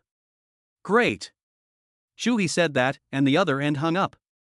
Chu He, however, pondered, going home for a blind date this weekend? How can I explain this to Teacher Lin? Or maybe I should just confess to Teacher Lin and bring her home with me at the weekend? No. Chu He shook his head. He was a hot-tempered father. If his family found out that he had secretly collected his certificate without consulting them, his father would chase him around the yard with a shovel, beating him until his head was covered in bruises. Sigh, what a dilemma. If you're going to stop, run. While Chu He was deep in thought, Liu Wannian suddenly shouted, and Chu He, who had stopped, had to run again. On the morning of the third day of military training, Liu Wannian took them through a friendly training exercise in throwing smoke bombs. And they had to throw the smoke bombs in a prone position. Unfortunately, Chu He, who was distracted, threw the smoke bomb into the crotch of Wang Zibo, who was demonstrating in front of everyone. Suddenly, the smoke filled the air. When Liu Wannian carried the smoke stick and rescued Wang Zibo, he had already passed out from the smoke. So everyone hurriedly took Wang Zibo to the infirmary. Fortunately, there was no major problem, and with Lin Zhiqing also present, Wang Zibo woke up after a while. In the afternoon, the performance was about to begin, and Liu Wannian led everyone in reviewing all the movements and checking the uniformity of the ranks. After confirming that everything was correct, they let out a sigh of relief. On the third day, at dusk, white clouds formed a beautiful picture, and the magnificent sunset cast golden light on the white clouds. For a time, a spectacular scene of flaming clouds was formed. Under such a scene, Liu Wannian led them in singing 5 or 6 military songs, including Unity is Strength, and then began the featured reserved program of Military Training, the talent show. "Do any of you want to perform on stage?" Liu Wannian said, her face a little flushed from the sun exposure of the day. Everyone looked at each other, and a few of them were eager to try, but they were unwilling to be the first to do it. In this situation, Lin Zhiqing suddenly stood up. She was wearing a white skirt today, and she looked very elegant. Since none of the students are willing to be the first, I'll show you an example first. Great! Seeing the counselor personally go on stage, the students quickly erupted into warm applause. After 3.5 days of training together, Lin Zhiqing's relationship with these students has indeed risen to a new level. Although I'm a bit tired, it will make my student work much easier in the future. From this point of view, the principal's decision was extremely correct. Lin Zhiqing took off her high heels and revealed her smooth ankles, walking to the middle of the grass. I don't have much to perform either. I sang a song for everyone at the freshman party that day, so today I'll dance for you. But Chu He was the only one who was not happy. I haven't seen Miss Lin dance yet, and you guys are already impressed. Chu He was a little jealous, but it was too late. Miss Lin was already waving her arms and dancing with a graceful figure. The proud figure hidden under the white dress was faintly visible in the setting sun, and the hem of the dress was dyed golden yellow by the setting sun. As Lin Zhiqing twisted her body, the light shuttled back and forth with her movements, and at that moment, the gazes of many boys were mesmerized. Teacher Lin is so beautiful. She is worthy of being my goddess, truly like an angel. I wonder who is so blessed as to be able to marry a wife like Teacher Lin in the future. What a flexible figure. Teacher Lin has actually studied dancing, no wonder her temperament is so otherworldly. While the crowd watched in disgust, Chu He, who was sitting cross-legged on the grass, was so angry that his teeth were about to shatter. My wife, can you look? Chu He screamed in his heart, and after thinking for a moment, he interrupted the performance and sang, You and I, heart to heart, living together in the global village. His voice was extremely harsh, and his expression was extremely exaggerated. He immediately broke the beautiful filter of everyone. Chu He, what are you doing? Liu Wannian scolded. But Chu He had no shame. I'm accompanying Teacher Lin, she just sings so boring. Is that even accompaniment? I'm embarrassed to even call it that. Liu Wannian was about to make Chu He go running again. At that moment, Lin Zhiqing suddenly came to the rescue. Okay, I can do it anyway. That's all there is to it, let's just leave it at that. Lin Zhiqing begged for mercy, and Liu Wannian relented. Okay, your teacher has given you a good start, now who wants to go on? Many hands were raised. You go. Liu Wannian casually picked a boy. This talent show plus games took a total of more than 2 hours. After 8 o'clock, Liu Wannian was worried and reminded everyone again about the military training drill tomorrow. Only then did she let everyone go. However, for Chu He, the real test had just begun. In the car, Teacher Lin kept talking. I have to work on Saturday, so you can hang out with Wang Zibo and the others in the dormitory, and then on Sunday I'll take you to buy 2 outfits. If you like, I can go to the movies with you, or I can just hang out with you, or we can go out to dinner. Teacher Lin's car was on the fast lane, and it was already past 8 o'clock. There weren't many cars, so she was able to keep talking to Chu He. But Chu He didn't seem very happy at the moment, and after some thought, he decided he should be honest with Teacher Lin. So he interrupted her chatter. Teacher, do you have any other ideas? I'd like to hear them. Lin Zhiqing thought that Chu He was going to talk about the weekend. Chu He shook his head. I might have to go home for the weekend. Go home? Why? Lin Zhiqing frowned, as her weekend plans were ruined. Well, because my mom has set me up on a blind date. What? Hearing this, Lin Zhiqing suddenly slowed down, and fortunately Chu He was wearing a seatbelt, or else he would have hit his head on the car. Chapter 42, Teacher Lin is a rich woman? I've earned it. Ouch, it's choking me. Chu He rubbed the flesh that was being strangled by the seatbelt, while Lin Zhiqing directly found a roadside parking space and stopped the car. Why aren't you moving, teacher? Chu He asked knowingly. Lin Zhiqing turned her head and stared at Chu He. What did you just say, going home for a blind date? Yes, Chu He was a little guilty, can't I? Then what am I? Lin Zhiqing asked. You're my wife. Meeting someone and then finding a girlfriend, that's great. What did you say? Lin Zhiqing pinched a piece of flesh on Chu He's waist with her hand, and twisted hard. Chu He's face instantly turned red from the pain. It hurts. Teacher, let go. Chu He knew that if he said this, Teacher Lin would definitely be unhappy, but he was willing to be a bit of a bastard.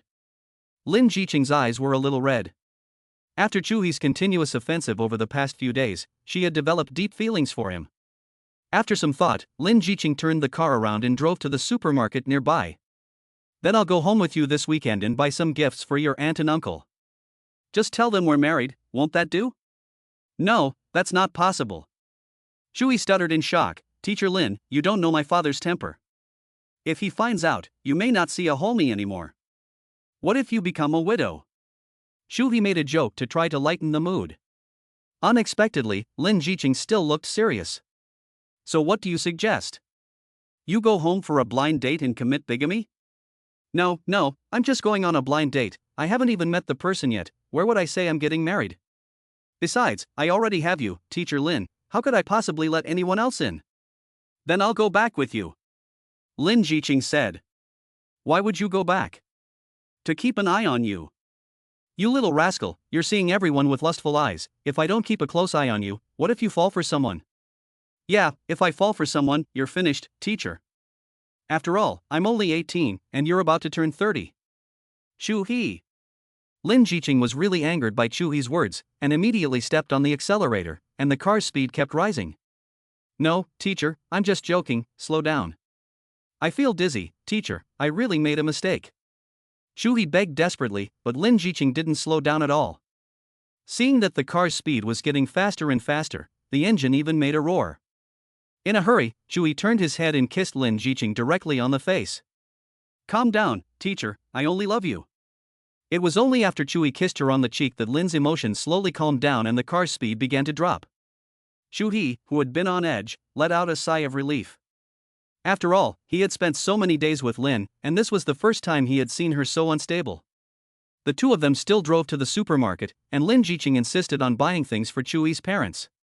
Chu He pulled a small cart behind him, but slowly he could no longer push it. Looking at the boxes and boxes of fruit milk health products, Chu He suddenly stopped and said, Teacher, that's enough, you don't need so much. Do you still get a salary after spending so much money? Kid, is this any of your business? Lin Zhiqing picked out 2 large durians and said, You can't imagine how much I have in savings. I can't imagine? Chu He was stunned for a moment. Could it be that Teacher Lin was still a rich woman? Was he that lucky? Chu He was eager to try. He pushed the trolley up to Lin and said, Teacher, why don't you lend me some money? What do you want to do? To be honest with you, I have a lot of top-secret business ideas, but I don't have any startup capital. Teacher, you can help me out for now. You? A business genius? Lin Zhiqing put another box of Amoy CC in the trolley and said, I don't think so. Besides, what are you doing? I have enough money for the both of us. I can spend yours now, but I can't spend yours after graduation. So what? If you don't want to be a kept man, I'm afraid there are many guys who would love to be. Chu He didn't say anything. Despite his carefree appearance, he really didn't want to be a kept man. In his previous life, he was at least the owner of a company, and although he couldn't be considered top-notch, he still made a few million a year. In this life, he was suddenly being asked to be a kept man for the rest of his life, and at least for now, Chu He couldn't do it. But this matter needs to be taken slowly. If Teacher Lin really has too much money to spend, he won't be able to refuse to be a softie. Then I might as well do something I like. Let's go. Check out.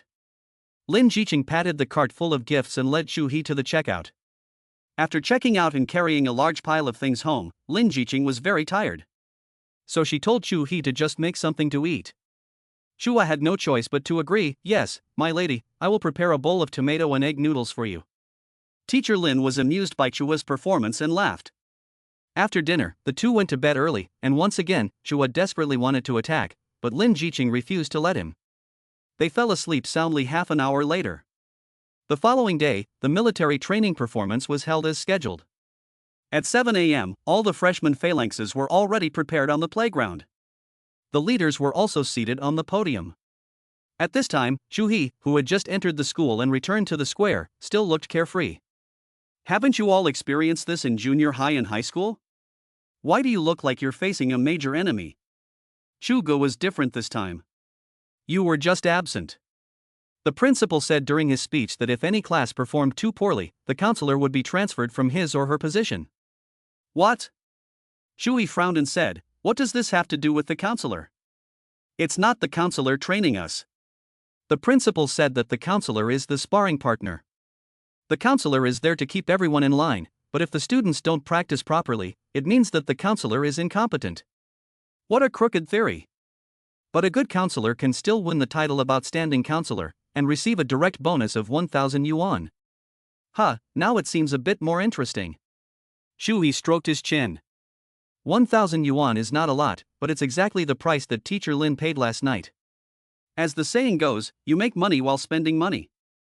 You're a bastard if you don't take advantage of an opportunity. Chu He immediately patted Wang Zibo's somewhat bulging belly. Hey, guys, behave yourselves later, we can't let teacher Lin down.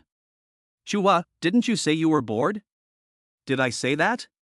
Chu He denied it when he suddenly saw Lin Zhiqing coming in from the side of the playground, accompanied by Zhang Yang, who was carrying a camera over his chest. Damn it! Didn't Zhang Yang wish Lin and I happiness? Why is she here again? Chapter 43, Fixing the Love Rival. Zhang Yang only had eyes for Lin Zhiqing. As she walked, she carried her camera and spoke to Lin Zhiqing. Qingqing, when the performance starts, how do you want me to film you? I'll give you lots of footage. No, just film me normally. Lin Zhiqing naturally knew what her childhood friend was thinking, so she had never given Zhang Yang the chance. After the show, I'll take you out to dinner. It's been a long time since we last had dinner together. Really? I'm afraid I can't. I'm meeting Chu He's parents at their house for lunch, Lin Zhiqing said half-jokingly. As expected, Zhang Yang froze in place upon hearing this. Come on, your boss is waiting for you. Lin Zhiqing reminded Zhang Yang. Zhang Yang sighed and then took out a silver necklace from his pocket. Qingqing, I bought this for you. Oh, it's my brother Yang. What's this for? Lin Zhiqing and Zhang Yang walked to the back of the square, and Chu He hurriedly spoke up. Seeing the necklace in Zhang Yang's hand, Chu He snatched it away. Bought it for me, thanks brother Yang. What, Chu He? Zhang Yang's words were not finished before Chu He put the necklace around his neck. It looks nice, but it's a bit tight. Yang go, and it's a women's model, isn't it? Chu He sneered, and Lin Zhiqing couldn't hold back her laughter. Even Liu Wannian, who could see through everything, smiled. Give it back to me, or I'll tell everyone about you. What? Chu He was not at all afraid. Of course it's. Before Zhang Yang could finish his sentence, Lin Zhiqing's face changed, and he stopped abruptly. What is it? Yang, say it, Yang. Chu He kept swaying in front of Zhang Yang, who was so angry that his face turned red. At that moment, the loudspeaker on the playground suddenly blared. Where is the photographer? The show is about to start. Leader, I'm here. Zhang Yang hurriedly excused himself without even getting his necklace back. This thing is so thin, it must have been bought at a dollar store. Chu He took off the necklace with a disgusted look. Lin Zhiqing snatched it away from her. Give it to me, I need to return it to him later. Hey! The photographer took his position, and the loudspeaker sounded again. It's almost time. Many of our students are waiting to have a 3-day weekend with Friday, so let's not waste any time. I hereby announce, the 88th military training performance of Shanghai University of Geosciences officially begins. After a burst of applause, the whole audience fell silent. All they could hear was the chief instructor shouting from the side, attention! The entire playground moved in unison. First formation, on stage. Following the chief instructor's command, the environmental engineering students slowly entered the arena, led by a male instructor, and began the military training performance. The performance was very traditional, and most of these college students had experienced it many times before. Apart from a few people limping, kicking their shoes off, and throwing performance grenades onto the podium, there were hardly any special performances. Fortunately, Liu Wannian's class of geology did not cause any problems and successfully completed the performance. It was during the performance that idiot Zhang Yang kept deliberately giving Lin teacher close-ups, which made Chu He angry. If it weren't for Lin teacher's title of outstanding tutor and the huge sum of 1,000 yuan, Chu He would have shown him some colors right there and then. When the performance was over, all the groups dispersed, and the students sat in groups of 2 or 3 on the grass waiting for the results of the selection on the podium. At this time, the outstanding tutor not only represented the glory of the tutor, but also the glory of these hard-working students. But just at this time of glory, Zhang Yang ran down to pay Lin Zhiqing court without taking pictures of the leaders. This time Chu He couldn't hold back. If I don't show you what I'm capable of, you'll never know how awesome I am. Chua pulled Wang Zibo and his two friends over and asked them to buy a bottle of cola, while he pretended to have constipation and stomachache and went to the infirmary to get some laxatives. The four of them then threw the laxatives into the cola and stirred it well. Wang Zibo and his friends then asked Zheng Yang to take a picture of them to commemorate their military training. Zheng Yang was originally hired by the school to do this job, so naturally he couldn't refuse. After taking the photo, Wang Zibo gave Zheng Yang the cola in his hand as a token of thanks. Zheng Yang, these university students are quite nice. They took a photo of them and gave them a bottle of cola. He had been thirsty for a long time, so he didn't even look at the seal on the bottle's cap and opened it to drink half of it. Chua, who was watching from afar, couldn't help laughing. Wang Zibo and the other two slipped back to Chua's side. Brother Chua, the task has been successfully completed. Don't worry, guys, I'll treat you to a barbecue when the results are announced. Brother Chu, you're so generous. But why are you picking on him? Chu River didn't even beat around the bush, but said directly, I'm annoyed when I see him fawning over Teacher Lin. Yes, I'm annoyed too. Sun Dajing followed up. Cameraman, where did the cameraman go? Do you still want to get paid? Zheng Yang, who was fiddling with the camera, heard this and quickly finished the rest of the half bottle of cola, threw away the bottle and shouted while running, Leader, I'm over here. Zheng Yang returned to the podium with a smile on his face. The assistant to the principal said with a stern face, What were you doing? Is this how you take pictures of the leaders? Zheng Yang hurriedly apologized, I'm sorry, leaders. The principal waved his hand to indicate that it was fine. Then he told Zheng Yang to continue taking pictures. At this moment, Zheng Yang already felt a piercing pain in his stomach as if there was a worm crawling around. But in order not to be scolded by the leaders, he had to tough it out and take the pictures. The leader picked up the microphone and said, Everyone, students and teachers. After our consensus, the outstanding class and outstanding counselor for this military training performance are Pa. An unharmonious sound came from the speakers, and the three people in the audience, Wang Zibo, looked at Chu He with a low smile, looking like they had succeeded in their plot. On stage, the principal clutched the microphone in his hand, sensing something amiss. The assistant turned to Zheng Yang and scolded him, What's wrong with you? Zheng Yang twisted his legs into a figure of 8, but his mouth kept holding out, Sorry, leaders, I had a bit of a stomach bug this morning. If you can't handle it, just step down. This is a waste of time, and you won't be asked again in the future. No, leader, I can hold on. Zheng Yang forced himself to stand up straight. Just as he took a picture, suddenly, like a blowout, a pool of yellow, inexplicable substance ran down his trouser leg. You! Ugh! The leaders immediately got up, and Zheng Yang had ruined any good mood they had. The podium was also contaminated, and Zheng Yang quickly put down the camera and ran all the way down the podium, leaking all the way. Damn, the dam has broken. Chapter 44, My dear concubine, help me return to the palace. The final selection was not held because of Chu He's trickery.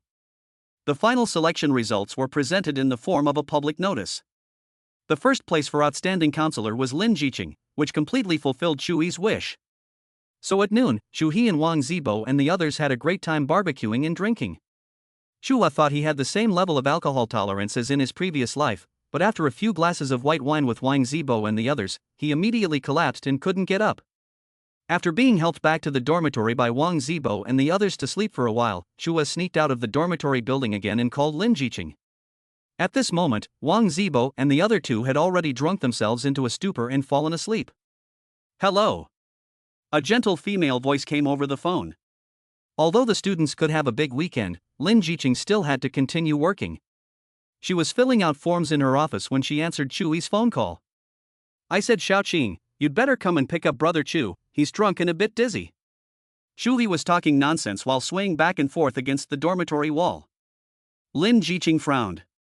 She knew that Chu He had gone out to dinner with Wang Zibo and the others, and she had specifically told Chu He not to drink, as they were going back to his hometown together in the morning.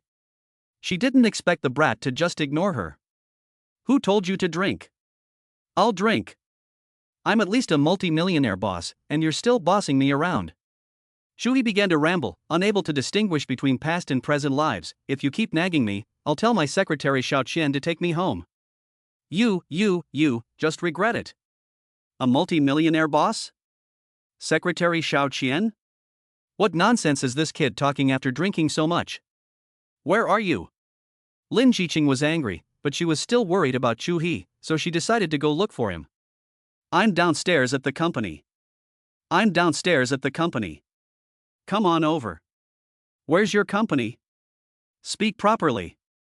Listening to Chu He's garbled speech, Lin Zhiqing became impatient. The company. The company, my company, you've forgotten? I own the men's dormitory at the University of Geosciences. The boys there are of high quality, and all the young ladies are welcome to choose. Lin Zhiqing. Oh. Chu He vomited on the phone. Lin Zhiqing got up and said, Don't move, don't go anywhere, I'll be right there, you hear me? Chu He mumbled in response, and Lin Zhiqing hung up the phone and hurried over here. You little brat, how dare you hang up on me? If I don't teach you a lesson when I get back, I'm not going to be called he. You said to wait for me here, but that makes me lose face. I'm going to sleep in the luxury villa. Chu He looked at the green bushes next to the dormitory building in a crooked way, and he dived straight into it. Hey, who turned off the lights? Turn them on. When Lin Zhiqing found Chu He, he was already surrounded by people talking about him. As a teacher, Lin Zhiqing stopped the students from watching the commotion, and then helped Chu He up from the grass. Get up! Lin Zhiqing could smell the strong smell of alcohol on Chu He's body. She patted the dust off him, and the sleeping Chu He suddenly woke up, put his arms around Lin Zhiqing's waist, and said, My love, you're here? Lin Zhiqing picked up Chu He and wanted to take him back to the boys' dormitory, but then thought that it would be hard to take care of him, so she just dragged him towards the parking lot. My dear, it's not that I'd neglected you, it's just that the Empress is such a charming little minx. I can't help myself. Who's the Empress? Lin Zhiqing carried Chu He and still couldn't help being jealous. The Empress is of course Lin Zhiqing. That little minx seduces me all day long, but she won't even give me a son. Hearing Chu He ramble on about this again, Lin Zhiqing's face turned red again. So who do you think I am? Who are you? You? Chu He looked closely. Hey, Zibo, what happened to you? Your breasts have gotten bigger and your butt is perky. You. Lin Zhiqing punched Chu He in the stomach in anger, and then no matter how Chu He went crazy, she didn't say another word. She carried him all the way to the front of the car, put the passenger seat down, and put Chu He up there. Lin Zhiqing pointed at his nose and ordered, You're not going either, wait until I get off work, got it? No way, the Chinese music scene is waiting for me to save it. I want to debate me. You're going to debate me again. Lin Zhiqing gave Chu He another punch, and twisted him again to vent her anger. Chu He tried to get up, but Lin Zhiqing fastened the seatbelt directly onto him. You're not going anywhere. Lin Zhiqing repeated her order, and then closed the car door. Bound by the seatbelt, Chu He struggled for a long time but couldn't get up, and then he fell asleep. Lin Zhiqing looked out the window for a while, and when she saw that Chu He had quieted down, she felt relieved and went off to work. Chu He, who felt dizzy, didn't know how long he had slept before he opened his eyes. As soon as he opened his eyes, he saw Lin Zhiqing, who was leaning her head and staring at him. Teacher. Chu He had drunk so much that he couldn't tell what was going on. Oh, Chu He, the multimillionaire, the emperor with 3,000 concubines, the savior of the Chinese music scene, is awake? What's going on? Chu He rubbed his still slightly dizzy head and looked around. He realized that this was Teacher Lin's home and felt relieved. Teacher, I hope I didn't say anything strange last night, Chu He asked. Lin Zhiqing put on her slippers and said, Not many strange things were said, but there was a lot of hooliganism. I really don't know what's in your head besides pornographic trash. Oh? Chu He was very surprised and lifted the quilt to take a look. So, last night we... Lin Zhiqing twisted her head, her eyes suddenly sharp. Don't even think about it. Letting you go to bed was the final bottom line. You were hugging a flower pot last night and kept shouting Mom, saying something about being an unfilial child. I don't know what's going on. Chu He looked a little embarrassed. In his previous life, his mother had passed away early, and Chu He missed her most. Okay, don't just stand there. Hurry up and eat breakfast, and later I'll take you back to your hometown. Lin Zhiqing said as she walked out of the bedroom. Teacher, when we go back to my hometown, can you not show your face first? I need to think of how to explain to my family.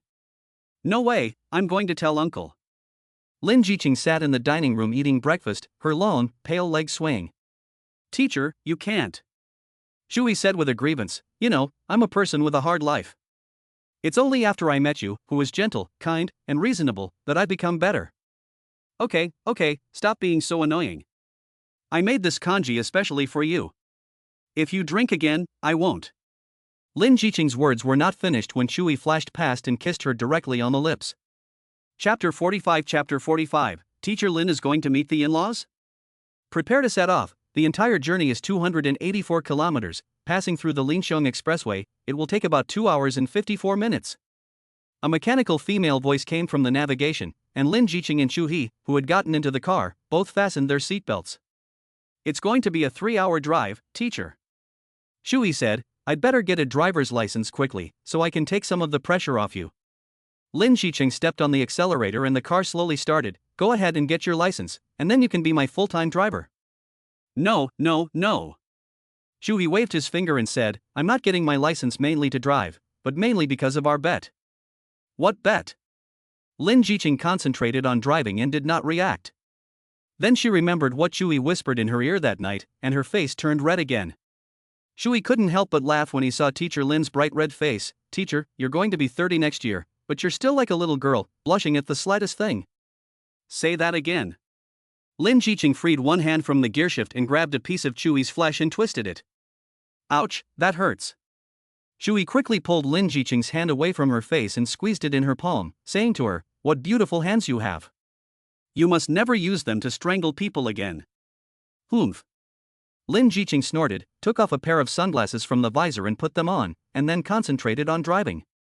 Chu He also didn't say anything again. During the 3-hour drive, he just wanted to take out his phone to listen to some music, but then he realized that his mother had sent him a lot of photos. Chu He clicked on the photo and saw a pure-looking girl slightly tilting her head and smiling at the camera. This girl's appearance is considered to be above average, a bit worse than Liu Wannian, but her temperament is pure, and I guess she is very popular with boys. Plus, Chu He's hometown is a small county in Lyn City, and there are not many good-looking girls in small places, so I guess this girl can be considered a catch. What are you looking at? Teacher Lin turned her head and glanced at Chu He's phone, and was shocked to see him looking at pictures of other girls. Great, this is your high school crush, isn't it? You're still looking at it, you really are deeply in love. Say, are you still seeing each other? Teacher Lin wore sunglasses, but her sexy mouth was like a machine gun, spitting out several sentences, all of which made Chu He laugh. Teacher, who said this was my secret crush? This is my blind date. Blind date? Teacher Lin turned her head again to take a look at the girl's photo, and even lowered her head so that her sunglasses slipped down to the tip of her nose, taking a closer look. She's quite pretty. Are you tempted? Lin's eyebrows were knitted together. If she wasn't driving, she would really like to torture Chu He. It is really quite good looking. Chu He once again said in a mean way, the main thing is that she is young, teacher, unlike you, who is already a middle-aged young woman. Say that again. Lin Zhiqing was concentrating on driving and had no way to punish Chu He, so she could only threaten him, don't go home in the future, just stay in the dormitory. Teacher, you admit that that is my home? Lin Zhiqing froze for a moment, and angrily shouted, Get out, you jerk. Oh, don't worry, teacher, you're much prettier than she is. Besides, Chu He, have never been the kind of person to judge people by their appearance. You don't judge people by their appearance? Lin Zhiqing sounded like she had heard a funny joke. Are you mocking me? Chu He took off his jacket, covering his upper body and face completely, and said in a muffled voice, I'm not talking to you anymore, I'm going to sleep. You just drive carefully, driver Lin. Are you angry? Hey, there are still a few hours left on the journey, shouldn't you keep me company and cheer me up? Hoo. Chu He's breathing had become even. Lazy pig. Lin Zhiqing scolded with a smile, shook her head and continued driving towards her hometown. Along the way, the mountains and rivers were surrounded, and the sun was just right. The two set off from Lyn City at 7:30, and at 10:30, Teacher Lin drove into the county where Chu He's hometown was located. Teacher Lin patted Chu He, who was still fast asleep under the blanket, and said, Lazybones, wake up. Ha? We're here? Chu He looked around in confusion. The high-rises of Lyn City were gone, replaced by mostly 7- or 8-story buildings. The pace of the small town was slow, not stressful like the big city. As they passed through the county's People's Park, Chu He could see many elderly people with their children fishing with nets in the artificial lake. It's still good to be back home. Chu He stretched and said. Lin Zhiqing didn't have time to argue with Chu He about this, she was still trying to identify the location. Is this the right road? I hope I'm not going the wrong way.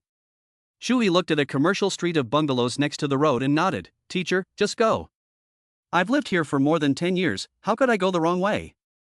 Lin Zhiqing said with a sigh, with your brain, it's really not certain. Teacher, you've also learned to choke people. This is a bad habit, so you should quickly get rid of it. Didn't you learn it from me? Mr. Chu, Mr. Emperor Chu. Let's not talk about what happened when we were drinking. It's not interesting. Ha ha ha. Teacher Lin laughed, and then followed Chu He's directions and drove into a place called Jinxiu Residential Community. Unit 501, Building 12, Unit 3. Chu He reported the exact location to Lin Zhiqing while carefully observing his front door to make sure his parents weren't chatting with someone at the door. Phew. What are you fewing for? Am I ashamed of myself? Teacher Lin slowly pulled over, her face and sunglasses looking even more aloof. Chua hurriedly explained, no, teacher. Wait in the car for a while, I'll go up and check the situation first, and leave the gift in the car for now. Pulling up under the shade of a tree, Lin Zhiqing took off her sunglasses and stared at Chua. Isn't this what I meant by being ashamed of me? Teacher, this is a matter of my life and death. If I just go over there and knock on the door, my father will beat me up for sure. I'll really be in trouble, and you'll become a widow. A 30-year-old young widow. You. Teacher Lin was breathing heavily and her face was flushed, looking really angry. Okay, I'll come down to pick you up when I'm free in a while, please, Teacher Lin. Lin Zhiqing could only sigh as she looked at Chu He, who was beaming from ear to ear. Hurry up, it's hot in the car. Okay. Don't worry, Miss Lin, I'm always quick. After reassuring Lin Zhiqing, Chu He got out of the car in a flash and waved goodbye to her. Lin Zhiqing watched Chu He walk into the building and then patted her own chest. Lin Zhiqing, you can do it. You have to meet the in-laws sooner or later. Chapter 46, Chu He's a changed young man. Knock, knock, knock. Chu He stood in front of his door and knocked. Who is it? A middle-aged woman's voice came from inside the door. Hearing this familiar voice, Chu He's eyes suddenly turned a little red. This is his mother's voice. In the last life and this life, it's been 5 years since he heard it, right? Chua wiped away the tears from the corner of his eyes. The door creaked open, and his mother, who had a few wrinkles around the corners of her eyes and a lot of white hair mixed in with her black hair, opened the door. Oh, Chua's home. Honey, the boy's home.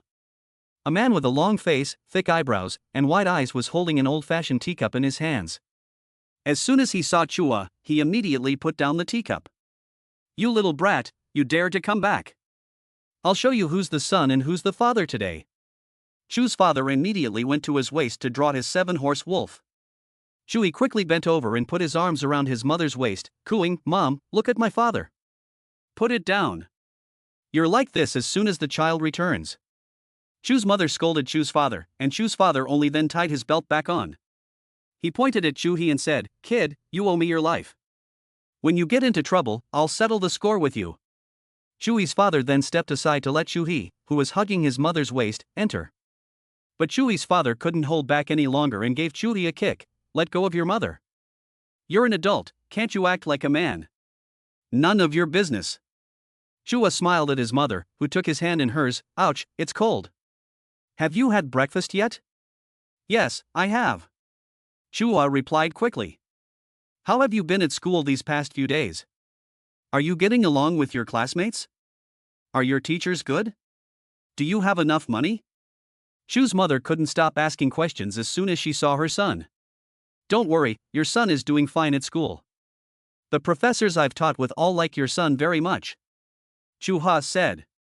You're just blowing smoke up my ass, brat. Chu's father sat at the table drinking tea while listening to the conversation between the mother and son, and from time to time he had to interrupt Chu He. What did I blow? Chu He said, Dad, if you ask me, you're just like the ancestors rising from the grave. Although your generation is pretty lame, you have a good son. Who are you calling lame? Chu's father heard his son mock him and he wanted to unbuckle his belt again. But when his wife glared at him, he had to give up again. It's fine, son, as long as you're doing well at school. Did you see the photos I sent you last night? What do you think? Chu's mother finally got to the point. Chu tactically took a paper cup, filled it with water from the water purifier, and swallowed a mouthful before saying, "Mom, let me ask you a hypothetical question. What if I secretly got married without telling the family? Would you and Dad approve?" "What did you say, you little brat? How dare you?" Chu's father couldn't hold back his hungry belt anymore. "Chu, are you lying to your mother?" Chu's mother said, "If you don't tell your mother such an important thing, you don't take her as your family." As she said this, Chu's mother was about to cry. Hey, Mom. I was just assuming." Chu He saw his mother in tears and quickly went up to comfort her. It's okay. It's almost time for dinner. I've already spoken to Jean. You should go and meet the person first, and we can talk about anything that happens when you get back." Chu's father took out a set of keys from under the coffee table, the key to the electric bicycle, Humanlu. "Hurry up, you brat. I wasn't finished talking yet. Good son, go meet the person first, and I'll make you something delicious when you get back." The old couple worked together to push Chu He out the door. Chu He had only said a few words of his carefully prepared speech before he was kicked out the door. With the sound of a door closing, Chu He looked at the key in his hand and muttered, "Damn, what is this called?" He sighed and carried the key downstairs, where he found Lin Zhiqing amusing a young boy in the neighborhood. Chu He pulled him into the car, and Lin Zhiqing, thinking that everything had been taken care of, said to Chu He, "What are you still doing here? Let's go, get your things and go upstairs." Teacher, there's been a small mistake. I asked my parents to come out, and they told me to go see Liu Jin first." "What?" Lin Zhiqing's eyebrows furrowed. "You didn't tell your aunt and uncle about us?" "To be precise, I haven't said anything yet, and I was already kicked out." Hearing Chu He say this, Lin Zhiqing fell silent. She crossed her arms and looked straight ahead without saying a word. After a while, she suddenly seemed to have come to a decision and said, "Then let's meet first." Lin Zhiqing got out of the car, opened the trunk, and took out a new set of equipment. "Change," Lin Zhiqing said. Chu He stared with wide eyes and picked up the tight-fitting black top that Teacher Lin had brought, which even had a theatrical face mask embroidered on it. The pants at the bottom were like tight autumn pants, and the most important thing was that they went just above Chu's ankles. There was even a pair of beanie shoes to go with it. This is the standard outfit for a young man with spirit. If it wasn't from the teacher, where did you prepare all this? Lin Zhiqing looked at Chu He with a smile. "I knew you were unreliable, so I prepared this plan B." "No, then I don't need to dress like this to meet someone." "What, do you still want to make a good impression on someone?" Chu He sighed and said, "What a disaster." Then he had to take off his shirt and change into the set Lin Zhiqing brought. He was about to change his pants when he noticed that Lin Zhiqing was still watching, so Chu He said, "Go downstairs, I'm going to change my pants." Teacher Lin held onto the steering wheel, smiling and not moving. "Go ahead, I need to supervise you." "Wow. When did you become like this, teacher? You're not shy about me changing my pants? Then when you were running around the house in your underwear, why didn't you say I was shy? When did I run around the house in my underwear? You're just making this up." "Yesterday when I was drunk." "Oh, why bring that up again?" Chu He didn't bother pretending anymore, and just took off his pants and replaced them with the pair that Teacher Lin had brought. Sure enough, these pants not only squeezed his legs, but also his crotch, and they couldn't even cover his ankles. "What the hell kind of pants are these?" Chu He was wearing them extremely uncomfortably. Teacher Lin also burst out laughing. "Okay, bear with it. Let's get you started by changing into your shoes. This is torture." Chu He complained while putting the beanie on his feet. Now Chu He is a proper image of a spirited young man. He struggled to lift up his shirt, patted his belly, and said to Teacher Lin, "Boy, are you crazy?" Teacher Lin couldn't stop smiling when she saw Chu He dressed like this. Chapter 47, The Marriage Conditions of the Blind Date Partner. Teacher Lin took Chu He, who had undergone a complete makeover, to the Fumanlo Hotel, and kept turning his head to look at Chu He from time to time on the way. Every time he looked at Chu He, Teacher Lin couldn't help but laugh. "What are you laughing at? I'm the one who made me look like this, aren't I?" Chu He looked at Teacher Lin and retorted. Okay, I won't laugh at you, okay?" Teacher Lin patted Chu He on the head. "We're here, get off the car. You wait here for me, and you're not going anywhere." Chu He gave Lin Teacher a lecture before getting out of the car, and Lin Teacher promised to do as he said, so Chu He got out of the car feeling at ease. Seeing Chu He enter Fumanlu, Lin teacher applied some lipstick and put on her sunglasses before following him in. Rascal, I really can't leave you alone. Chua, who was walking in front of her, was completely unaware of the tailing Lin Laosher. He looked down at his phone and looked for a seat, table 108, first floor. Chua looked at the number on the table while covering his face with his hand. Damn it, have you never seen a handsome guy before? Why are you all looking at me? Chua started running and walked quickly forward. At this time, everyone who came here for dinner thought that Chua was some junior high school student who didn't go to school and hung out with the gang. After all, only junior high school students dress like that and think they are handsome. Hurriedly running past table after table, Chu He finally arrived at table 108. When he saw the girl at the table, Chu He instantly took another step towards table 109. This girl at table 108 was no innocent young girl, she was practically a demon. She was plump, taking up 2 seats by herself. Before Chu He arrived, she was already holding a large pig's trotter in her hands and nibbling on it.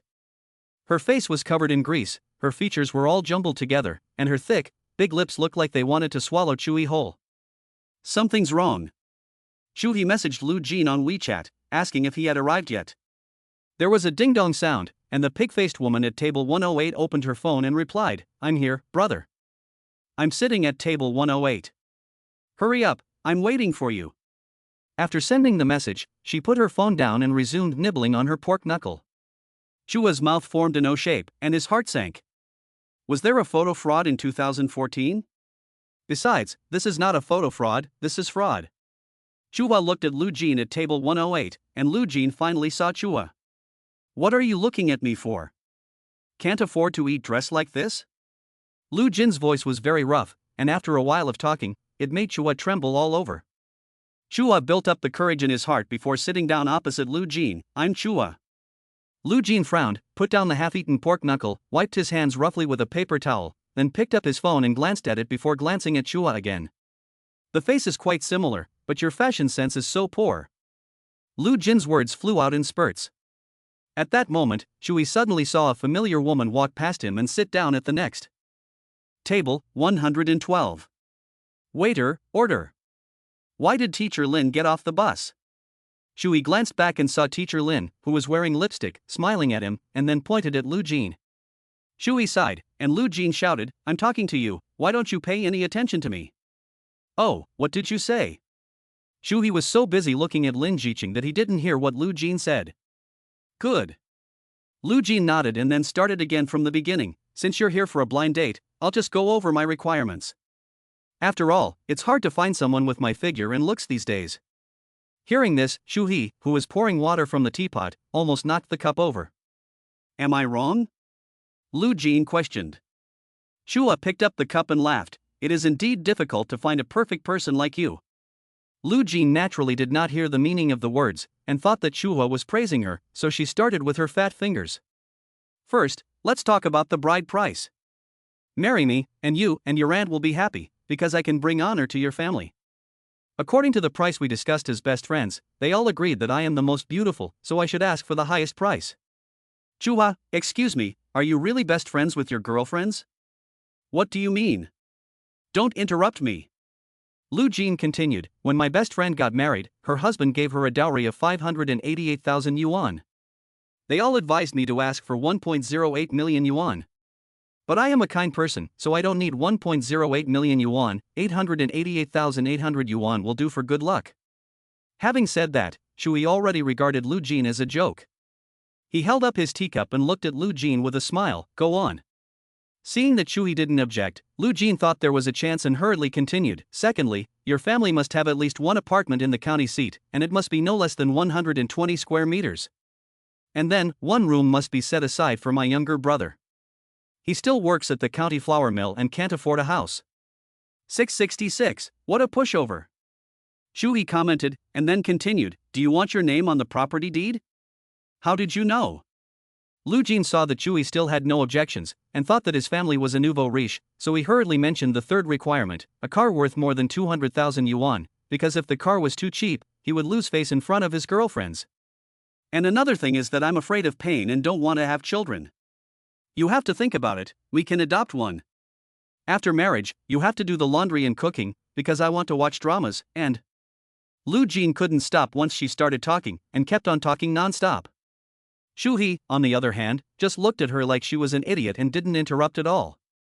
At this time, Teacher Lin, who was sitting at table 112, kept covering her mouth and laughing with her head down, and even took the time to take 2 pictures of Chu He. It seems that asking Chu He to change her clothes was a waste of time. Are you done? Liu Jin spoke for more than 10 minutes without a break, listing conditions that would fill up 5 or 6 A4 sheets. Chu He really didn't know if Liu Jin's family didn't have a mirror. Before making demands, she didn't even take a good look at herself. When pretty girls make these kinds of comments, the men just walk away, let alone her. Finished. Liu Jin was very excited, and Chu He was the first person to listen to her finish all these conditions. She thought there was a good chance of success, so she blinked her narrowed eyes and looked at Chu He expectantly. Chu He put down his teacup. So, can I say a few words? Liu Jin nodded. You can certainly say something, but if you want a bargain, then forget it. After all, someone like me, you won't find even if you look for her with a lantern. Chapter 48. I'm sorry, I'm already married. Let me ask first, do you have a mirror in your house? What do you mean? Liu Jin said. It's fine, if you don't have the money to buy a mirror, I can donate one to your family. You have to make conditions based on your own situation, right? Chu He sneered. Bang! Liu Jin slammed the table, and the solid wood table immediately wobbled. Are you scolding me? I didn't curse you. Chu He said, I'm just being realistic. Besides, with your body shape, do I need to say anything? Who are you calling bogan? Haven't I seen Jackie Chan adventures? Liu Jin hates it when people call her fat. If her mother dares to mention it at home, she'll immediately push her from her chair to the ground.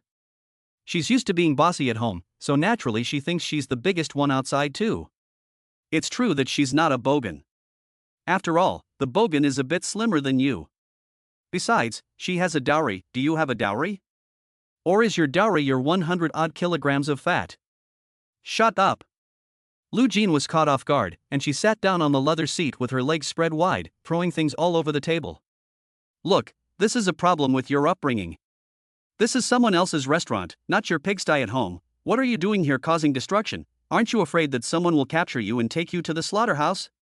Besides, do you even know what marriage is? Husband and wife should support and help each other. And you're not even doing any housework after marriage, just watching dramas? I married a wife, not a pig. Aha! Liu Jin's eyes turned red. After playing a little bad guy and finding that no one was paying attention to her, everyone was just watching her antics, Liu Jin immediately got up and said, You're no good either. With the way you dress, I'm afraid you'll never find a wife. Oh? Really? Chu He laughed. Lin Zhiqing, who was wearing sunglasses, saw the two arguing and hurried over to break it up. It's fine, Chu He, let's go. This is my wife, Chu He, and he took Lin Zhiqing's hand. Liu Jin's eyes widened. In her eyes, Lin Zhiqing was indeed very good-looking, and her figure was impeccable. She had completely broken down her defenses. Why should she be the one without a sweet love affair when everyone else did? Besides, this woman has such a good temperament, and her face and body are perfect. In front of her, she feels like a clown from a circus. Ah! You're all bullying me. Just you wait. Your name is Chu He, right? Just you wait, you're both from the same county. I'll tell my mom to go to your house and block you.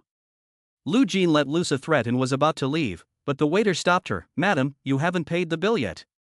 Liu Jin froze for a moment. She had originally planned to eat for free at the man's expense, but she didn't expect to be mocked after failing to get a free meal. I don't have any money. You can't go without paying. The waiter said, Why don't you think of another way? I'll go home first and let my mother pay later. No, you can't leave without paying. The other waiters, seeing Liu Jin's figure and unable to pay, immediately surrounded her. Chua saw how Liu Jin ended up, and let out a sneer, before taking Teacher Lin's hand and leaving. Once they were out the door, Lin Zhiqing let out a laugh. Teacher Lin, what are you laughing at? Nothing, I was just thinking of something happy. Chua sighed, now you can rest assured, I don't know how my parents chose, but they chose such a little fairy. It's fine, she also has the right to pursue love, it's just that she knows herself too poorly, maybe a few experiences of being beaten up will do. After accompanying Chu He on his blind date, Lin felt in a good mood. Chu He followed Lin's lead and said, people like them will only become more confused about themselves in the future. Never mind that, now you must come home with me. Lin Zhiqing walked to the car and put on the sunglasses she had just taken off. I was going to go home with you anyway. Sigh, Chu He sighed, I was a bit impulsive just now. Once Lin revealed her identity, Liu Jin would definitely go home and throw a tantrum. If she tells everyone about her marriage, there won't be anywhere to hide. Chu He sat in the passenger seat and began preparing to remove the seat cover. What are you doing? Lin Zhiqing asked. Chu He said as he stuffed the seat cover against his chest and back, I have to get ready, otherwise my father will beat me to a pulp. You don't want to spend the rest of your life serving me, do you? That's enough. Lin Zhiqing put a hand on Chu He to stop him. If your aunt and uncle try to stop you, I will definitely protect you. Even if they let me get hit, I won't let them hit you. Really? Chu He looked at Lin Zhiqing with teary eyes. Miss Lin, come on, give me a hug. Hurry home. Lin Zhiqing ignored Chu He and directly stepped on the accelerator to start the car. Chu He's begging for a hug position swayed with the car and almost fell. What a bore. Chu He lay back in his seat, pondering what to tell his parents next. Mom, I'm a failure, I got married right after college. Dad, I'm already married, so just kill me, and see if I give you a grandchild. Mom and Dad, your son has come back to beg forgiveness. Chu He's mind flashed with many melodramatic scenarios. The distance from Fumanlu to Chu He's house was not far, and after driving for 5 or 6 minutes, they arrived home. Chu He got out of the car and, feeling his heart pounding, said, Teacher, I'm nervous. Lin Zhiqing looked at Chu He and said, I'm a little nervous too. Let's get the gifts I bought for your parents. The two went to the trunk and, carrying and dragging, finally got all the gifts in their hands. Let's go, teacher. I need you to get through this with me. Lin Zhiqing nodded and the two walked up the stairs, carrying the gifts, one in front of the other. When they reached the 5th floor, Chu He's hands were full of gifts, and he was about to kick the door open when Lin Zhiqing stopped him, saying, Wait a minute, let me calm down. Hoo, Lin Zhiqing took deep breaths, but although she was 30 years old, she had never done anything like this before, so it was only natural that she was nervous. Once Lin Zhiqing had calmed down, Chu He kicked the door open. Dad, Mom, I'm home. There was no response. Knock, knock, knock. Chu He kicked 3 more times. Still no one opened the door. Could it be that they went out? Chu He put down the large and small packages of gifts in his hands, took out the keychain his father had just given him, and there was a spare key to the front door. Inserting it into the door bolt and twisting it open, Chu He stuck his head in and called out again, Mom? Chu He scratched his head, and Lin Zhiqing asked, No one? It seems like there's no one here. Chu He carried all the gifts in and then brought Teacher Lin in. What are the old couple up to that? There's no one here. Chapter 49, Conflict. Lin Zhiqing looked at Chu He's home. His home was about 90 square meters, with 2 bedrooms, a living room, and a bathroom. Although it is quite a bit smaller than her own home, it is warm and welcoming. The house is well organized and tidy, and there are several slightly yellowed awards hanging on the wall. Lin Zhiqing looks closer and discovers that many of them are Chu He's awards for being an outstanding student and student leader. But next to a few of Chu He's awards, Lin Zhiqing also finds another name, Chu Ling. Is this your younger sister? Lin Zhiqing asks. Chu He poured a glass of water for Lin Zhiqing and looked at the awards on the wall and said, No, she's my real sister. But she's gone abroad now and only comes back during the Chinese New Year every year. That's how it is. Lin Zhiqing nodded. Chu He pulled her up and walked towards his room. What's there to see here? Come into my room and I'll show you what's really good. Lin Zhiqing could not argue with Chu He, so she was led to his room. Opening the door, she saw a large bed neatly covered with a gray quilt. There were specimens everywhere in the room, of all kinds of plants and animals, and even a scorpion in amber. What do you think? These are all my treasures. To be honest, Chu He had not seen these things for a long time. Since primary school, he had been very interested in things related to biology, and had been buying different specimens and fossil models non-stop. He entered university and majored in paleontology as he had hoped, and if it weren't for the lack of prospects in the field, he would definitely have pursued a career related to paleontology. After graduation, he bought his parents a large house, which was sold. This room has since become a permanent memory in Chu He's heart. It wasn't until this rebirth, this return home, that he saw these again. Lin Zhiqing walked into Chu He's room and picked up the specimens, looking at each one carefully. Some of them were covered in dust, and Lin Zhiqing gently wiped them off. Teacher, you don't think I'm childish, do you? Chu He scratched his head. Lin Zhiqing picked up a butterfly specimen and looked at it carefully, saying, No, from this room, I can clearly see how my boy grew up little by little. I think this is a very meaningful thing. As soon as Lin Zhiqing finished speaking, she was embraced by a pair of strong hands. Chu He whispered in her ear, Teacher, I'm so lucky to be married to you. Silly, I'm also lucky to be married to you. Lin turned around, and Chu He kissed her directly, pressing her against the corner of the table. Feeling Lin's soft lips, Chu He felt an unprecedented sense of satisfaction for the first time. This was a resonance of the soul, a satisfaction that could not be matched by anything material. Chu He pushed Teacher Lin onto the bed and was about to get down to business when suddenly there was a loud noise at the door. Knock, knock, knock. Who's there? Open the door. Is there anyone there? My daughter's been bullied into tears and she's hiding and won't come out. Is that reasonable? Open the door. There was a woman's loud voice coming from the door, and if you listen carefully, there was the sobbing of another woman. Chu He hurriedly got up, and Lin Zhiqing tidied her clothes. They came so soon? Chu He naturally knew who it was. It must be Bo Gang Lu Jin, who had brought his mother and younger brother to cause trouble. He was just about to go and open the door when Lin Zhiqing stopped him. What are you going to do? Open the door, of course. I want to show them. No, if you go out now, it will definitely escalate the conflict. Lin Zhiqing was, as usual, rational and knew when to do what. She took Chu He's hand, touched his head and said, Don't go out and fight, I'll worry if you do. Chu He smiled, Teacher, you really treat me like a child, how would I go out and fight? No matter what, Chu He has been 2 lives, and has some experience dealing with these trivial matters. At this moment, there was again a loud voice outside the door, Ouch, everyone come and have a look, my daughter is dating their son, and their son is bullying our daughter, really bullying us orphans without a man, neighbors come and have a look. Chu He laughed directly, Lu Jin's mother and Lu Jin are indeed cut from the same mold, and it is no surprise that she has raised such a daughter. He walked out of the bedroom, and Lin Zhiqing hurriedly followed, afraid that Chu He would suffer. But unexpectedly, Chu He was quite rational. When encountering such a thing, he did not directly open the door and yell at them, but first looked through the peephole to see how many people were outside. Lin Zhiqing let out a sigh of relief when she saw that Chu He had not been overwhelmed by anger. She just went up and took Chu He's hand.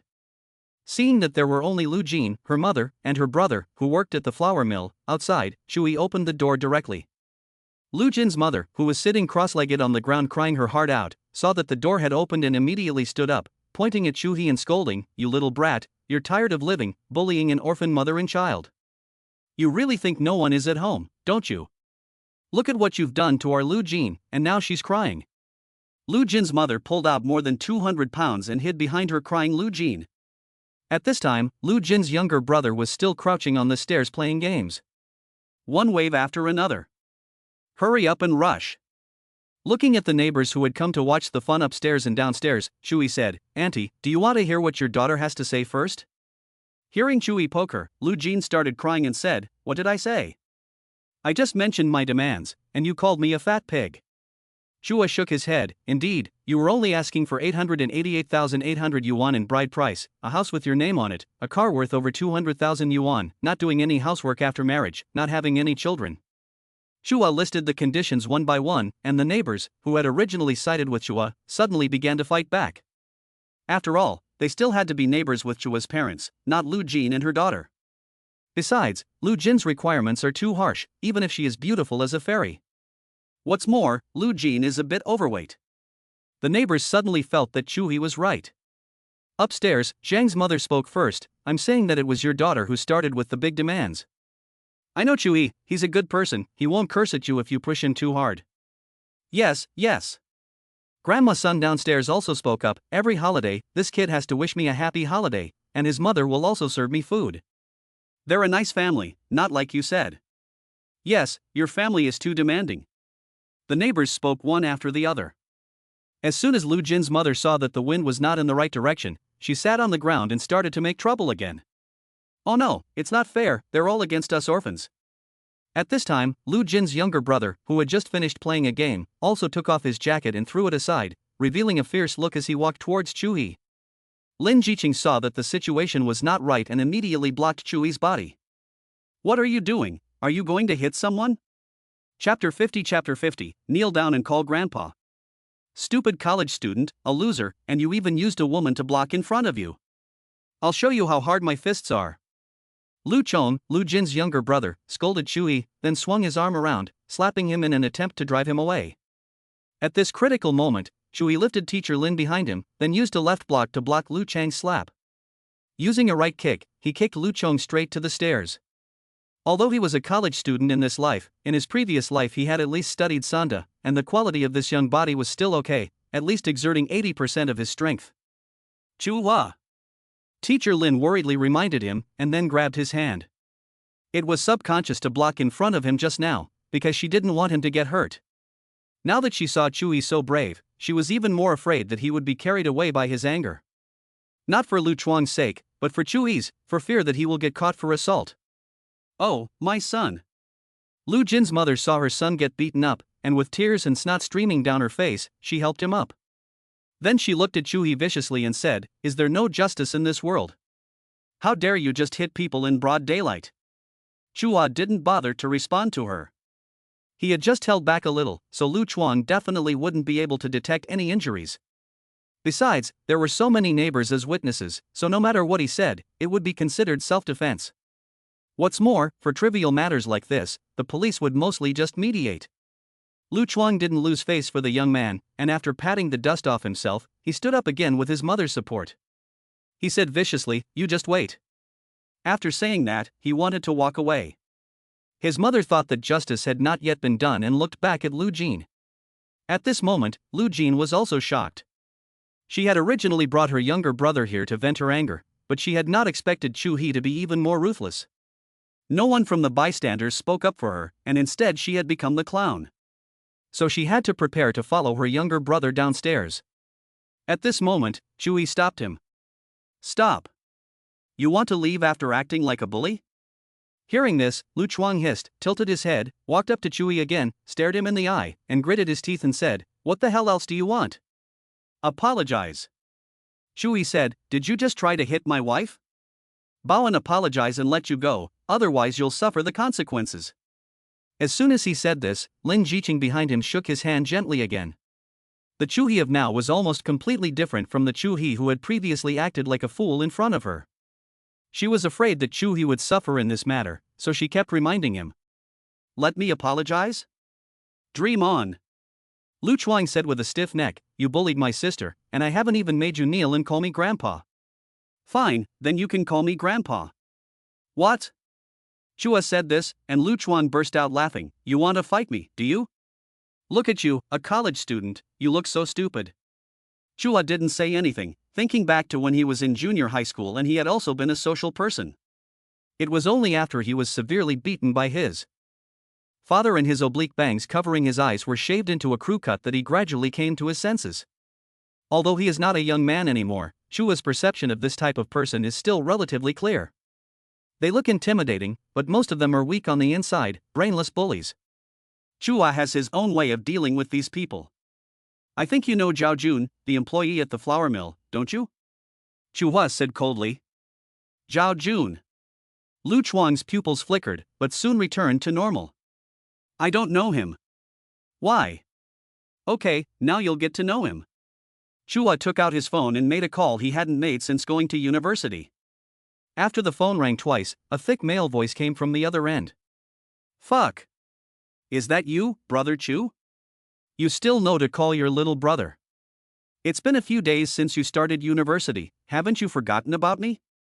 Chu He glared at Liu Chuang, who was obviously a little panicked, and then switched to speakerphone, saying, "Junior, is there a guy with yellow hair in your factory who is of average height?" "Which yellow hair? There are so many yellow-haired guys in our factory." Chu He didn't waste any time, immediately opened the phone's camera and took a picture of Liu Chuang. "Who told you to take my picture?" Liu Chuang quickly put his hand up to block it, his panic hard to hide. Chu He completely ignored him, and Xiao Jun, who had received the WeChat message, glanced at the picture and said, "It's him, just a damn assembly line worker. What, did you offend Brother Chu?" "You figure it out," Chu He said. "I understand, Brother Chu. Don't worry, I still have some weight in the flour mill. After all, my father is still the majority shareholder." At this moment, Lu Chuang visibly trembled. In the words of their spiritual young man, Xiao Jun is the boss at the flour mill. His father is the majority shareholder, and he has a lot of small thugs under him. If he offends someone, he will lose his job. If he offends Xiao Jun, I'm afraid. I'll buy you dinner sometime. Chu He hung up after saying this politely. Xiao Jun was his junior high school classmate. At the time, the two of them hung out together at school and established a deep sworn brotherhood. Even after Chu He stopped being a delinquent and switched to studying, Xiao Jun's relationship with him remained very good, if not better. Because Xiao Jun discovered that Chu He, who had given up hanging out with the gang and studied instead, not only had not changed his unruly ways, but had also gained an extra dose of wisdom and ruthlessness. It was this wisdom and ruthlessness that had allowed Chu He, who had graduated from university in a previous life, to overcome all obstacles and establish his own business in the bloodbath of the business world.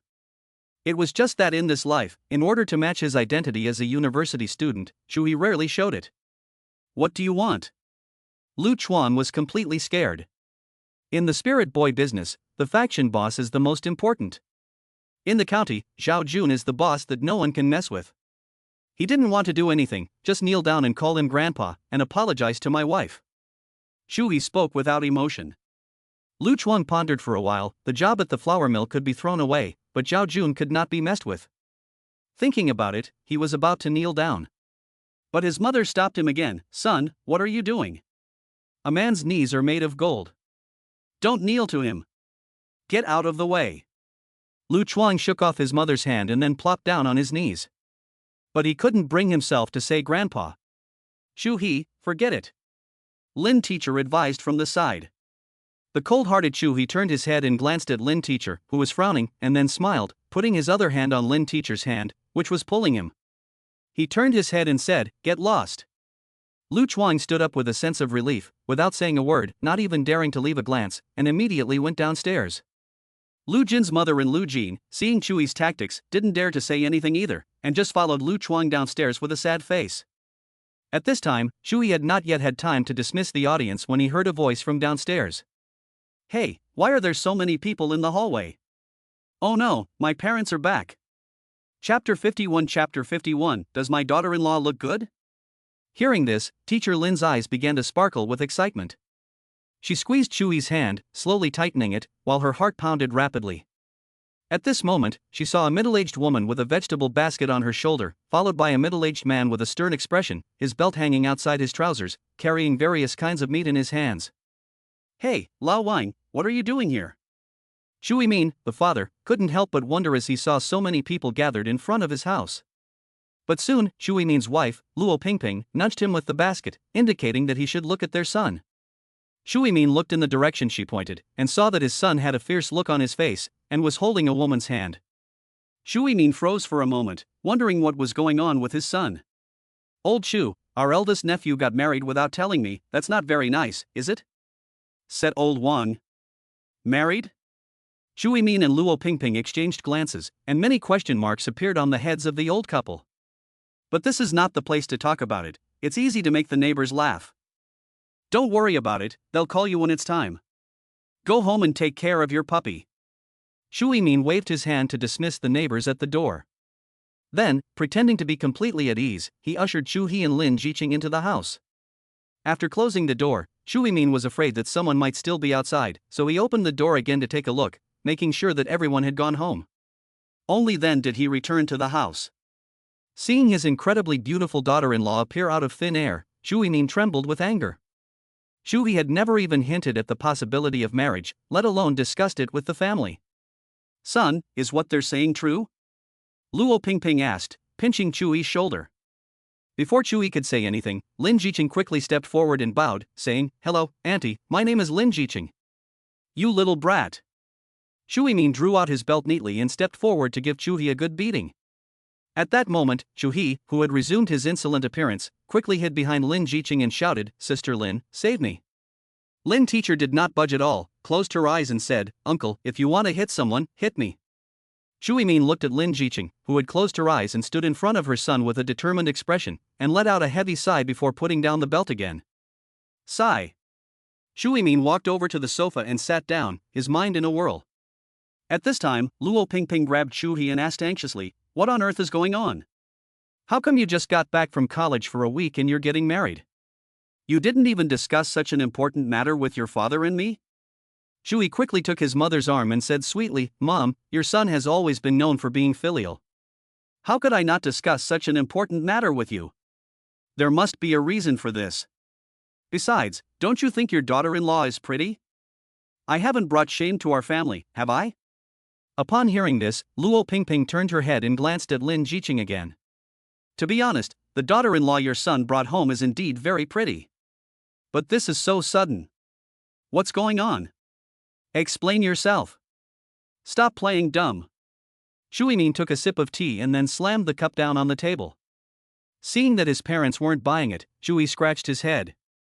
Anyway, I just thought she was pretty and I was afraid someone else would steal her away, so I acted first. Chu He still didn't want to say that Teacher Lin had dragged him to the Civil Affairs Bureau to get married. After all, they were in their own home, and Chu He didn't want to make things difficult for Teacher Lin. But Lin didn't think along the same lines as Chu He. She took the initiative to say, Uncle and Auntie, I was the one who dragged Chu He to the Civil Affairs Bureau to get a marriage certificate. He's not to blame for this. What? Chu He and Luo Pingping looked at each other, not knowing what was going on. Are young people nowadays so open-minded? Can they go straight to the Civil Affairs Bureau to get a marriage certificate after just meeting? Seeing Lin Zhiqing's resolute expression, Chu He knew that she had decided not to hide it from her parents, so he shut up and listened to her continue. To be honest, at the beginning, I was only getting married to Chu He because I wanted to escape my mother's forced marriage. I was wrong to do this, and I apologized to my uncles and aunts. Lin Zhiqing bowed to Chu He and Luo Pingping. Chu He quickly went over to help Lin Zhiqing up. Lin sister, this is our own home, there's no need to be so nervous. Lin Zhiqing ignored Chu He and continued talking to herself. During the days he spent with me, I realized that there is someone in my life who is so important. Auntie and uncle, I really love him now, which is why I came with him to see you. But I know that what I did was really bad, so I apologize to you again. After Lin Zhiqing finished speaking, she bent down again. Chu He and Luo Pingping locked eyes for the second time, not knowing what the couple had agreed upon. Then they heard Chu He scold. Rascal, why don't you help your daughter-in-law up? Dad, you agreed? Chu He hurriedly asked Luo Pingping, Mom, my dad agreed, what about you? For the first time, Luo Pingping ignored her son and walked over to Lin Zhiqing, helping her up. Get up, child. Auntie and uncle, have you forgiven me? Lin Zhiqing had very little emotional experience and was also very stubborn. She refused to straighten up until she heard the words forgiven. Forgiven, forgiven, get up quickly. Luo Pingping was already smiling as she spoke to Lin Zhiqing. Chu He also walked over. Look at this child, how pretty she has grown. Luo Pingping touched Lin Zhiqing's face. How old are you now? Lin Zhiqing looked at Chu He and said, 29 years old.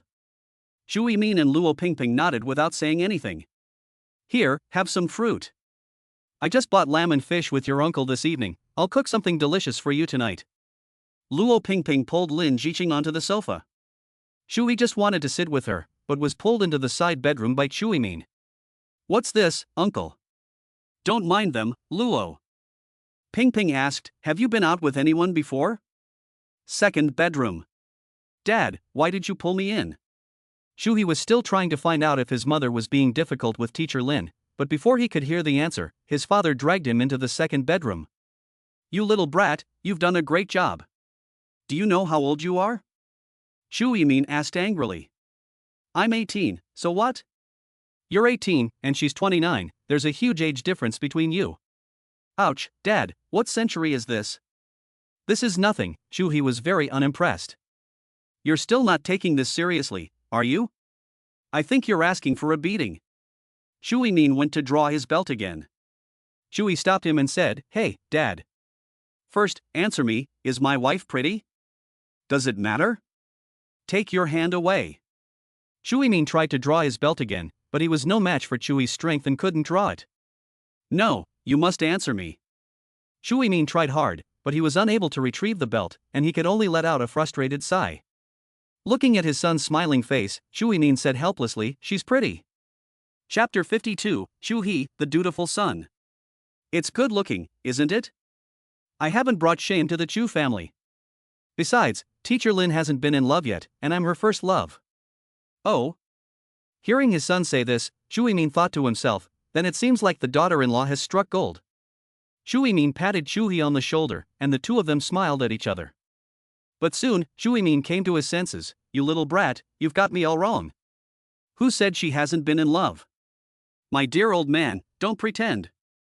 Chu He pushed Chu He onto the bed and whispered, did my mother teach you to say that? You obviously don't mind about this, do you? Hearing Chu He expose him, Chu He's face twitched a little, and then he shouted anxiously, who said that? This is obviously what I really mean. Is that really what you really mean? Chu He said, Dad, ever since I can remember, it seems that my mom has been in charge of the money all these years, right? So what? I don't need the money. And my mom tells you to go east and you dare not go west, right? Nonsense. In this family, I call the shots. I'll do the floor if I want to, and I'll wash the dishes if I want to. Oh, Chu He nodded and reminisced about the past. Last time you went fishing, your mother didn't even let you go, did she? What's wrong with a man having a hobby? And you watched Uncle Wong play chess with someone in the neighborhood, and when you got back a little late, my mother locked you out of the door. And at parties you're not allowed to drink, and you have to be home by 10:30 when you go out to eat. As Chu He talked, Chu He's face completely changed. Luo Pingping was extremely gentle with Chu He, but extremely harsh with Chu He. Stop it. Chu He stood up and walked towards the door. Chu He hurriedly stepped forward to stop him. Dad, what are you doing? You can't argue with my mom. Get out of the way. I'll whip you with my belt. Chu He's face turned ashen, and he yanked open the door to the second bedroom. He pointed at Chuma, who was still chatting with Lin Zhiqing on the sofa, and shouted, Luo Pingping. You've gone too far, why are you bossing me around everywhere? Lu Pingping froze for a moment, exchanged a glance with Lin Zhiqing, and then said to Chu He, Chu, are you on drugs? At that moment, Chu He in the room, with the good quality of wanting to do a full show, put his arms around Chu He's waist and shouted, Dad, forget it. Get out of the way. Chu He got rid of Chu He and walked menacingly towards Lu Pingping. I'll tell you what, Luo Pingping, I'll fish if I want to, I'll watch chess if I want to. You're just a woman, but if you keep sticking your nose in where it doesn't belong, I'll. Chu He said these words with a stern face, as if he were letting off steam. Luo Pingping stood up, put her hands on her hips, and straightened her back, saying, so what, are you going to hit me? Chu He, you've come a long way, you're going to hit your wife. Uncle, talk to auntie nicely. Lin Zhiqing saw that the situation was not right and quickly stepped between the two of them to stop the fight. But before she could say anything, Chu He pulled her into the second bedroom. What are you doing? Uncle and auntie are fighting and you're acting like nothing happened? Of course I'm acting like nothing happened, because I did it. Chu He looked triumphant. You did it? Lin Zhiqing looked at Chu He, who was smiling evilly, and asked, why? That way, my mom won't have time to ask you embarrassing questions. Don't worry, Miss Lin, my parents' relationship only gets stronger the more they fight. Back in the day, when I got a bad exam result and was afraid of being mixed doubles, I always blamed it on my dad. You're such a filial son. Lin Zhiqing didn't intend to take Chu He's advice. It was really inappropriate to let the uncle and aunt argue like that when she had just arrived at Chu He's house. She opened the door and was about to go out and stop the fight, but Chu He grabbed her hand again. Chu He, what are you doing? Teacher, if you go and stop the fight now, you'll get involved. If you don't go and stop the fight, they'll naturally stop arguing in half an hour at the most. So we just watch from here? Who said you can just watch? Chu He grinned evilly and threw Teacher Lin onto the bed. He then closed the bedroom door. Teacher Lin tried to get up, but Chu He held her down. Lin teacher, I haven't kissed you in a long time, come on, give me a kiss. Chua pouted his lips, and Lin teacher resisted desperately. Uncle and auntie are still outside, what are you doing? Oh, the only way to be truly filial is for the two of us to be affectionate and for me to have a grandchild soon. After saying that, Chua kissed him directly. Feeling the warmth of Chua's lips, Lin teacher's breathing became rapid, and his heart began to pound rapidly. His two long, slender legs kept wriggling, trying to break free from Chu He. After all, in such an environment, if the uncles and aunts came in and saw it, it would be so embarrassing. In a panic, Lin teacher grabbed a piece of flesh at the back of Chu He's waist and twisted with all his might. Chu He, who was in the depths of passion, suddenly opened his eyes, released Lin teacher's lips, and let out a cry. Chu He let go, and Lin teacher immediately seized the opportunity and pushed Chu He away. Poor Chu He was still covering his lower back and screaming. At this time, outside the door, the shouting had stopped and the whole room was quiet. Lin Zhiqing patted Chu He, who was writhing on the bed like a maggot, and asked, "Why is it quiet?" "How would I know? You, Teacher Lin, were too harsh. Help me see if it's swollen." Chu He lifted up his shirt and lay on his back on the bed, exposing his back. Lin Zhiqing looked closely and saw that the place where she had just pinched him had suddenly become red and swollen. Lin couldn't help but smile, and slapped him on the back. "It's not swollen, so put it on." "Oh, ouch." After being slapped by Lin, Chu He's body trembled with pain. "Bullshit, it's not swollen. You poisonous viper woman, you're punished to sleep next to me tonight. Dream on." Seeing that the punishment was ineffective, Chu He decisively rolled over and got out of bed, giving Lin Zhiqing a gesture to keep quiet. Then he tiptoed to the door and flung it open. At this moment, Chu He and his wife, who were eavesdropping at the door, lost their balance and almost fell to the ground. "You little brat! How dare you throw your father?" Chu He quickly pulled his daughter-in-law back, while Chu He leaned against the doorframe and asked, "Mom and Dad, what are you doing? Have you gone into espionage work?" Luo Pingping straightened up and saw Lin Zhiqing, who had walked in front of her son, blushing. She had to say, "It's nothing. Your father and I just wanted to see if you and Xingqing were asleep. If that's okay, your father and I will go cook dinner." "Go, go." Luo Pingping nudged Chu He, and the two of them turned their heads and walked towards the kitchen. It wasn't until they reached the door that Chu He reacted, "Hey, that's not right. It's only 3:30, how can I cook dinner?" Chapter 53, Sister Hot Pepper. At dinner that night, Luo Pingping and Chu He were still a little uncomfortable looking at their suddenly added daughter-in-law. They kept staring at her while eating. Lin Teacher was so embarrassed that she couldn't even look up, and kept blushing as she buried her face in her food. Hey, where are you looking, Mom and Dad? I'm your son, okay?" Chu He came to Lin Teacher's rescue, and the couple finally reacted, quickly helping to put fish in Lin Teacher's bowl. "Here, Xingqing, eat more fish, it's good for you. Have some beef, your uncle's stewed beef is still pretty good. You should have some vegetables too, you can't just eat meat all the time." Luo Ping kept adding food to Lin Zhiqing's bowl, and soon Lin's bowl became a small mountain. Lin was embarrassed and glanced at Chu He, who immediately responded by adding Lin's small mountain to his own bowl. "You shouldn't eat too much at night, it's not good for digestion, so let me bear it all. This child, if you want to eat, go and add it to the plate, why add it to Xingqing's bowl?" Lu Pingping muttered a few words, but she also started to help herself to Chu He's bowl. "Your sister was so surprised to hear that you got married that she insisted on flying back to China to see you and Xingqing during the Mid-Autumn Festival." Chua took a mouthful of rice and put down the bowl. "Mom, your mouth is too fast, you told my sister in the afternoon? That's not true. She's your sister. It's only natural that you tell her when you get married." Luo Pingping doesn't agree. "My sister has a fiery temper, just like Dad. You've told her, so I guess my good times are over." Upon hearing this, Chu He also drops his bowl. "Don't talk about your sister like that. And who are you calling a fiery pepper, anyway? You're not, you're more like a cherry bomb, right? Hey, I think you're looking for a beating." Chu He was about to reach for his belt again. "Okay." Luo Pingping hurriedly intervened. "Xingqing is still here, what are you two doing? Chu He, come back for Mid-Autumn Festival, got it?" "Got it." Chu He gave Chu He a defiant look, then picked up the bowl again. "What kind of person is your sister?" After dinner, Lin Zhiqing asked to do the dishes, but to no avail, and was directly shoved back into the house by Luo Pingping. Chu He didn't even have a chance to watch TV, and was thrown into the room by Chu He, so he had to lie on the bed and chat with his legs crossed. "My sister is quite scary. Anyway, when I was a child, I always lived in her shadow." Chu He reminisced. "Why?" "Because my sister's grades were much better than mine. I remember that every time I went home at the midterm and final exam periods, my parents would always be beaming with joy when they saw her exam papers, while I was still a young man who messed around with society."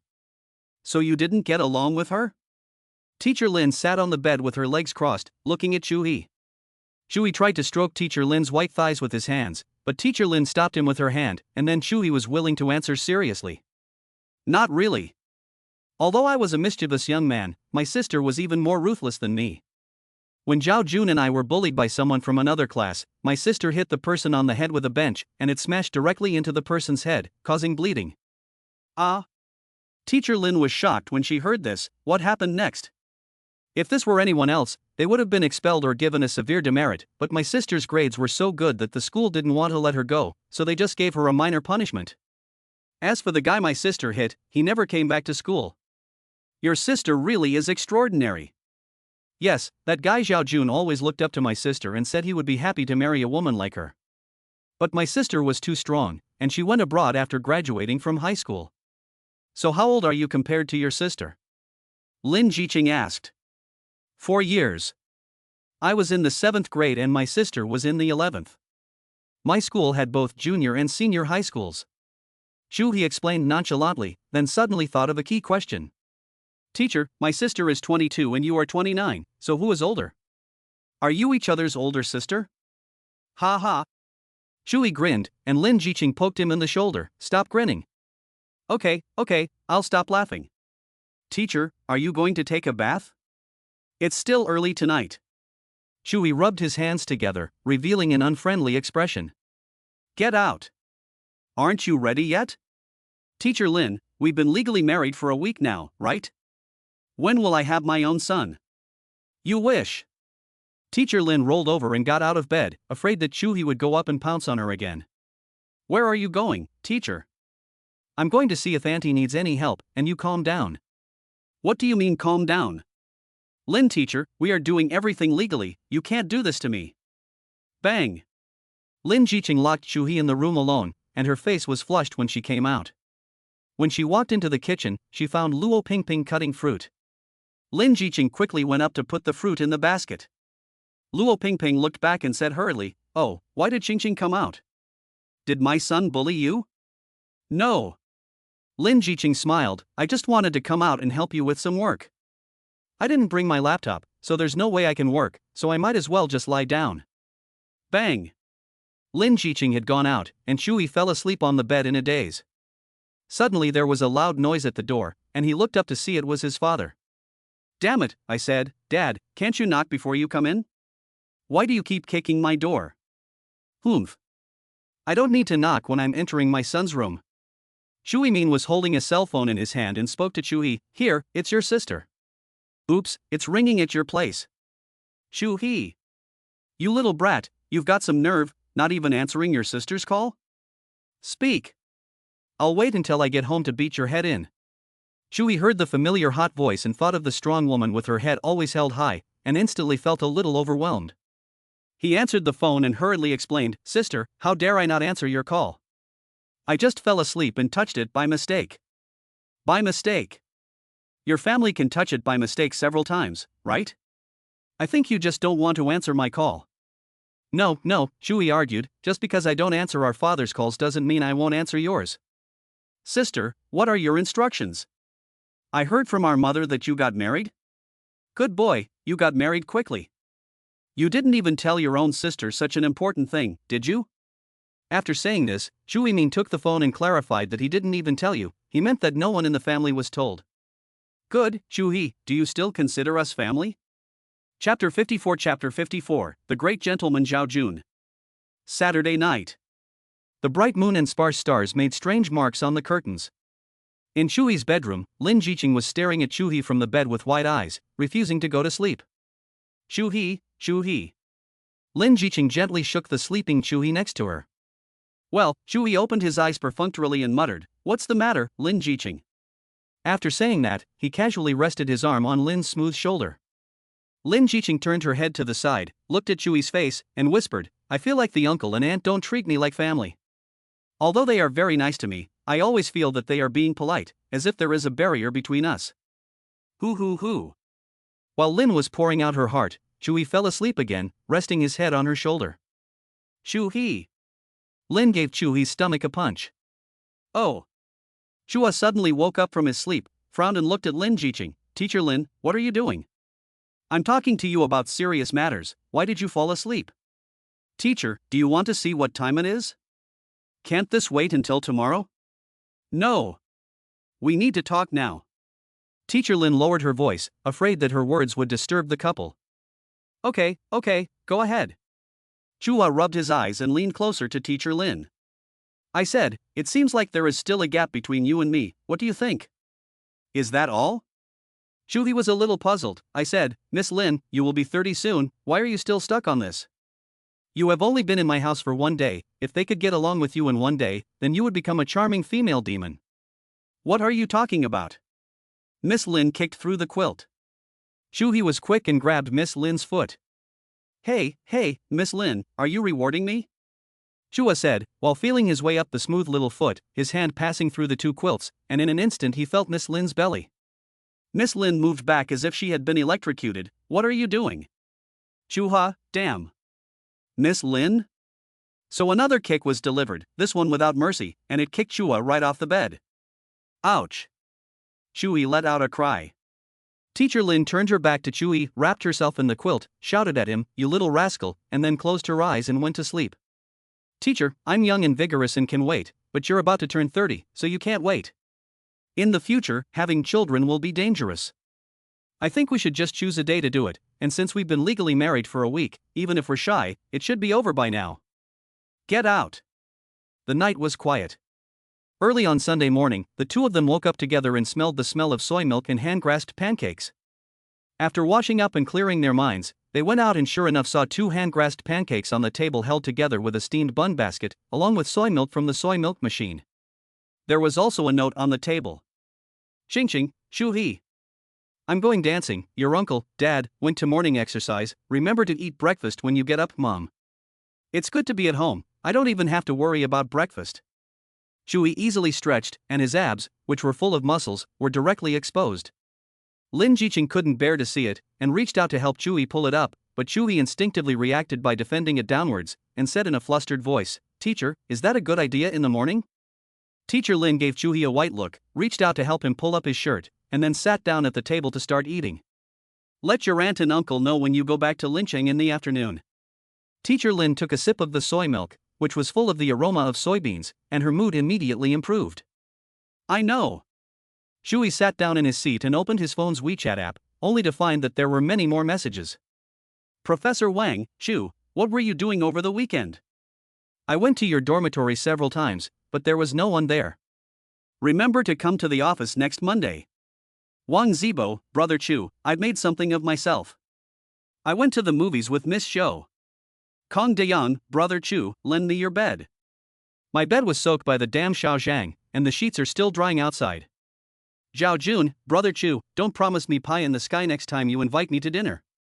It's not easy to see you again. I'll go find you after breakfast and take my dad's new BMW. Time, 7:02. Chui frowned when he saw Xiao Jun's message. It's now 7:32. This small county is not big, so I guess Xiao Jun will be here soon. A friend is coming. Chui looked up at Lin, who was eating. Lin had a small mouth and ate slowly. Is he a high school friend? Lin said.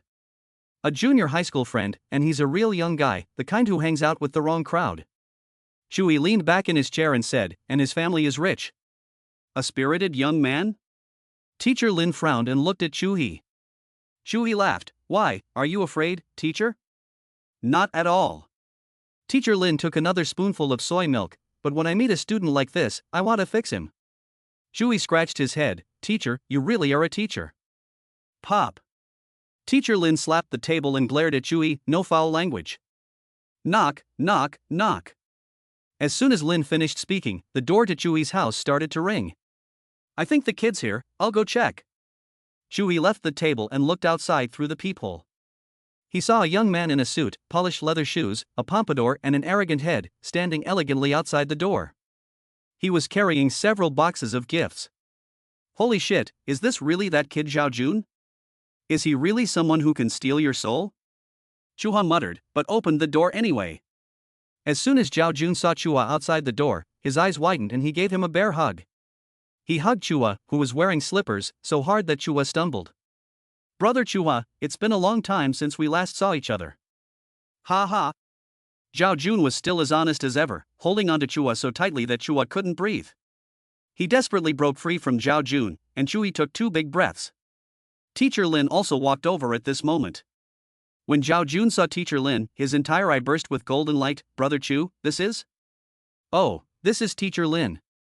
She is my Chu He's words were not finished when Xiao Jun pulled out a small comb from his pocket and rearranged his hairstyle.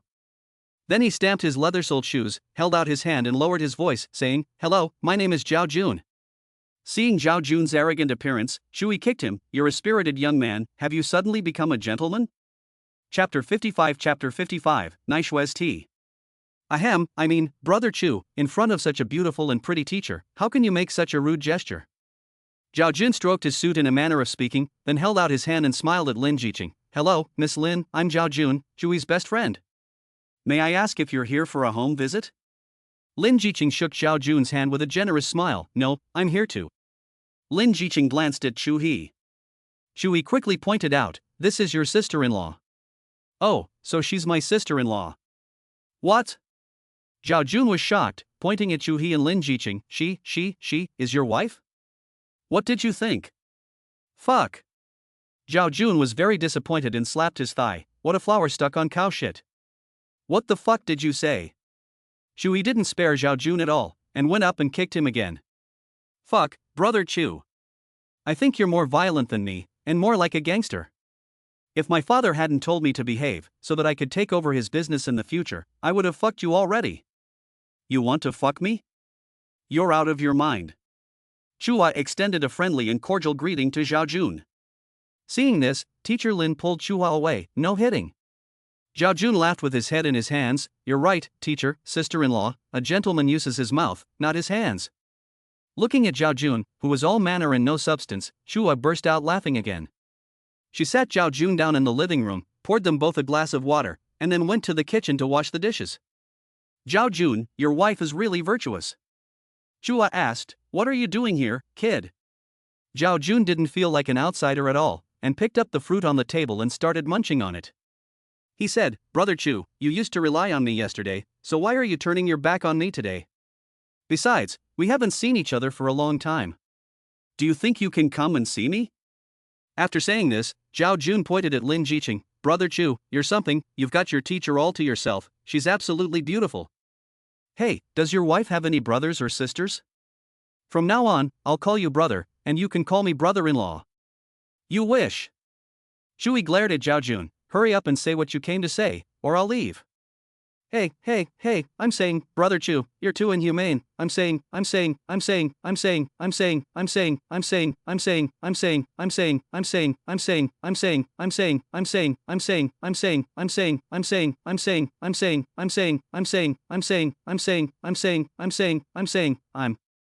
milk tea? Chu He thought back. In 2014, many of the famous milk tea brands of later years were not yet well known. Judging by the future market size, milk tea seemed like a worthwhile investment. "So what do you think?" Chu He asked Xiao Jun without showing any emotion.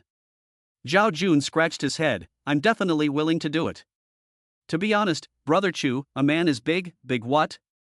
A real man." Chu He reminded Xiao Jun with a sneer. "Whatever it is, it means the same thing. To be honest, Chu Gu, I still want to prove myself to my father. After all these years of fooling around, I've made my father angry enough." Chu He nodded, indicating that Xiao Jun should continue. "But my father refuses to give me any money. He says I don't have the brains for it, and forces me to wear a suit to settle myself down, so that I can inherit his business in the future." Sigh. Xiao Jun sighed heavily. "How much money do you need?" Chu He asked. "A few $100,000, I plan to open one in Lyn City with him, and then keep on replicating the chain until it covers the whole country, and then go public." Chu He smiled when he heard that Xiao Jun was so ambitious. "What? Mocking your brother, Chu Gu?" Chu He didn't answer, but continued to ask, "Since you said your partner is quite wealthy, why doesn't he just do it himself, and why does he need to find you as a partner?" "Hey, Brother Chu, you wouldn't know. That kid is even more of a scoundrel than I am.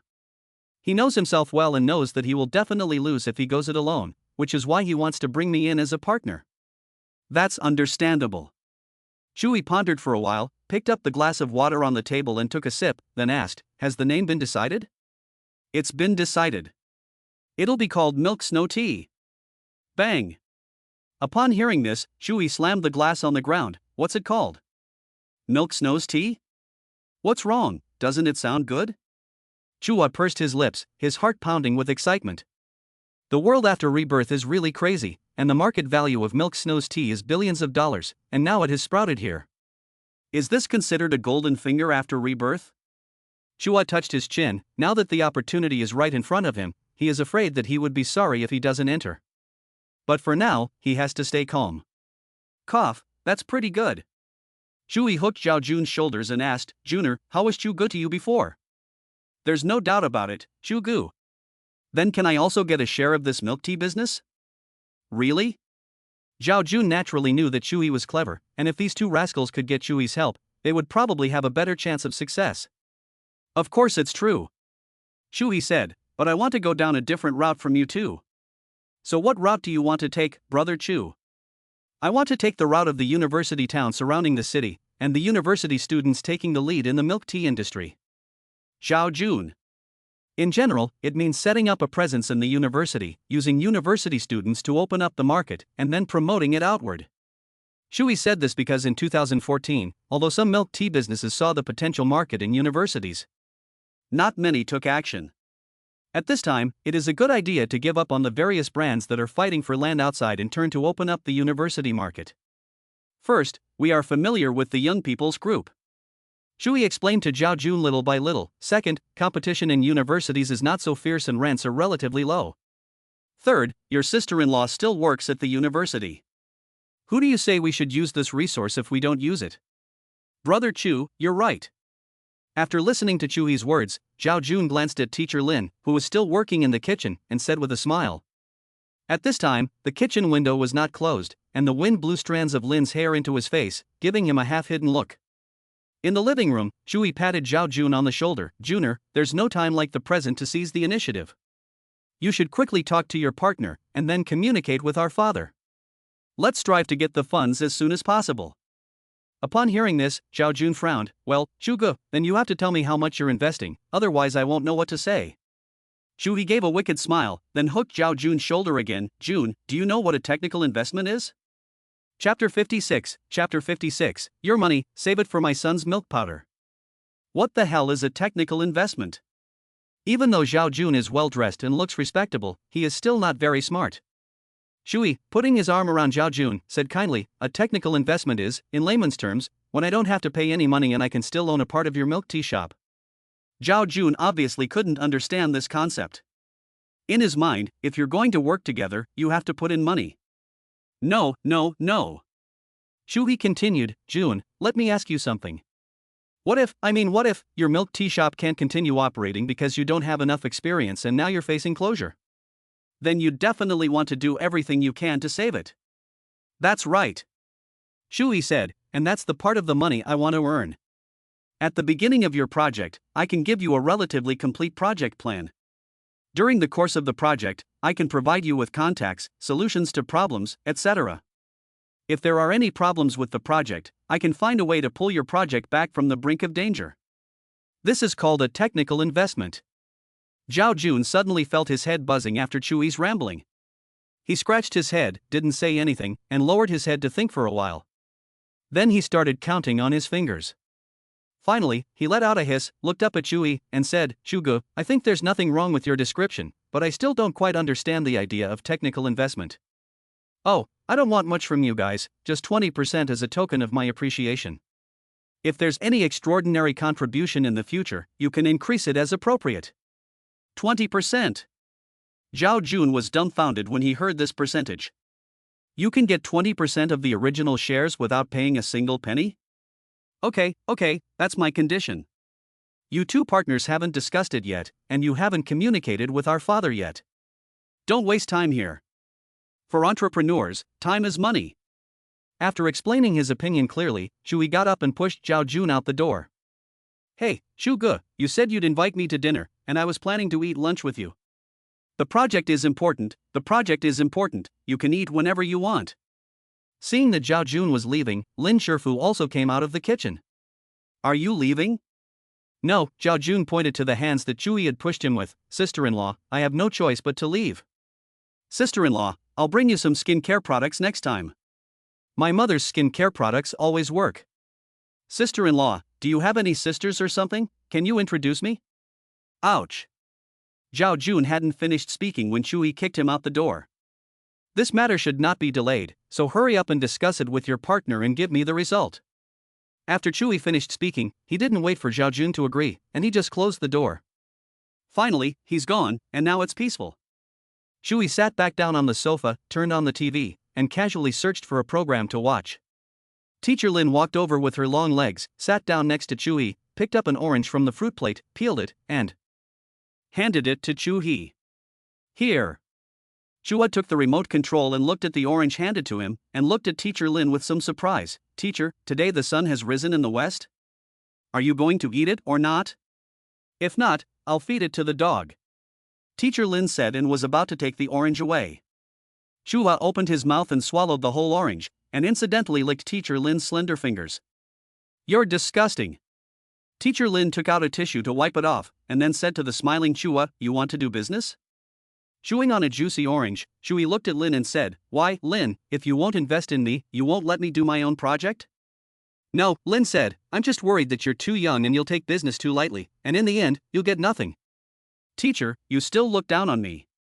Chu He sat up straight and said seriously, Teacher, when it comes to business, you're just a kid, no, a little kid. What are you talking about? Teacher Lin nudged Chu He. Chu He turned his head and kept getting closer to Lin's face, their big eyes staring straight at each other. Lin's face began to blush again subconsciously, and Chu He whispered, Teacher, is there a possibility that what I said about making millions a year is true, and that it wasn't a dream I had? What? I'm not pretending anymore, I'm actually a reincarnated person. I came from the future, and I know everything that will happen in the future. Chu He spoke nervously to Teacher Lin. After listening to all this, Teacher Lin just pushed Chu He away and then touched Chu He's forehead with his hand. Didn't you sleep well last night?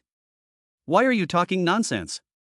After trying Chu He's forehead and making sure it wasn't hot, Lin Zhiqing finally let her guard down. If you really like business and want to make a go of it, I still have some savings, you can. Before Teacher Lin could finish her sentence, Chu He pounced on her. Ah, what are you doing?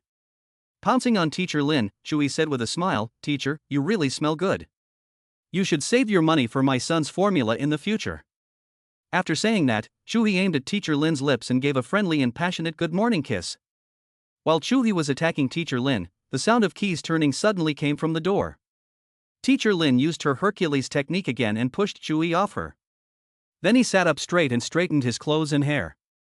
The door creaked open, and Chu He walked in, arms akimbo, followed by Luo Pingping in flared trousers. What's the matter? It's only a few o'clock, and you're already rushing me. Chu He's face looked unhappy. Luo Pingping was even more furious, you don't do any of the housework, and all you do is play chess. Go and wash the dishes. Chu He was too angry to vent his anger on Luo Pingping, so he pointed at Chu He on the sofa and said, you. Go wash the dishes. What the hell does this have to do with me? Chu He innocently took the blame, and Lin Zhiqing hurriedly got up and said, Auntie, I already washed the dishes. Huh? Luo Pingping hurriedly ran to the kitchen and found that it was clean, which meant that Lin Zhiqing not only washed the dishes, but also cleaned the kitchen in the process. Oops, Zhiqing, you don't need to do these things.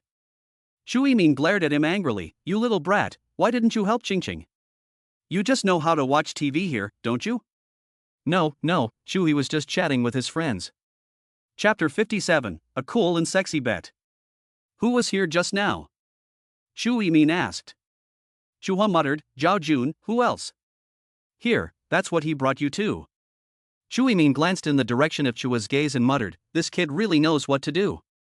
But then, as if remembering something, he added, I heard Lao Wang say that after your blind date yesterday, the girl came to the door with her mother and brother? Chu He sat down on the sofa with a stern face. Uncle Wang really tells it like it is. Cut the crap, what did they come for? I heard from Lao Wang that they almost got into a fight, and then you called and they ran away. What happened? Since the two elders had asked about it, Chu He had no choice but to give a detailed account of the dangerous situation at the beginning to his family, which made Chu He and Luo Pingping frown from time to time. Why is this girl like this? The matchmaker said that she was quiet and well-bred. Luo Pingping tweeted. Chu He couldn't help but smile when he heard the matchmaker say 3 words, Mom, in the matchmaker's mouth, divorced women with children are called fertile, and those who have been to prison are called people who have received a people's education. How can you believe what the matchmaker says?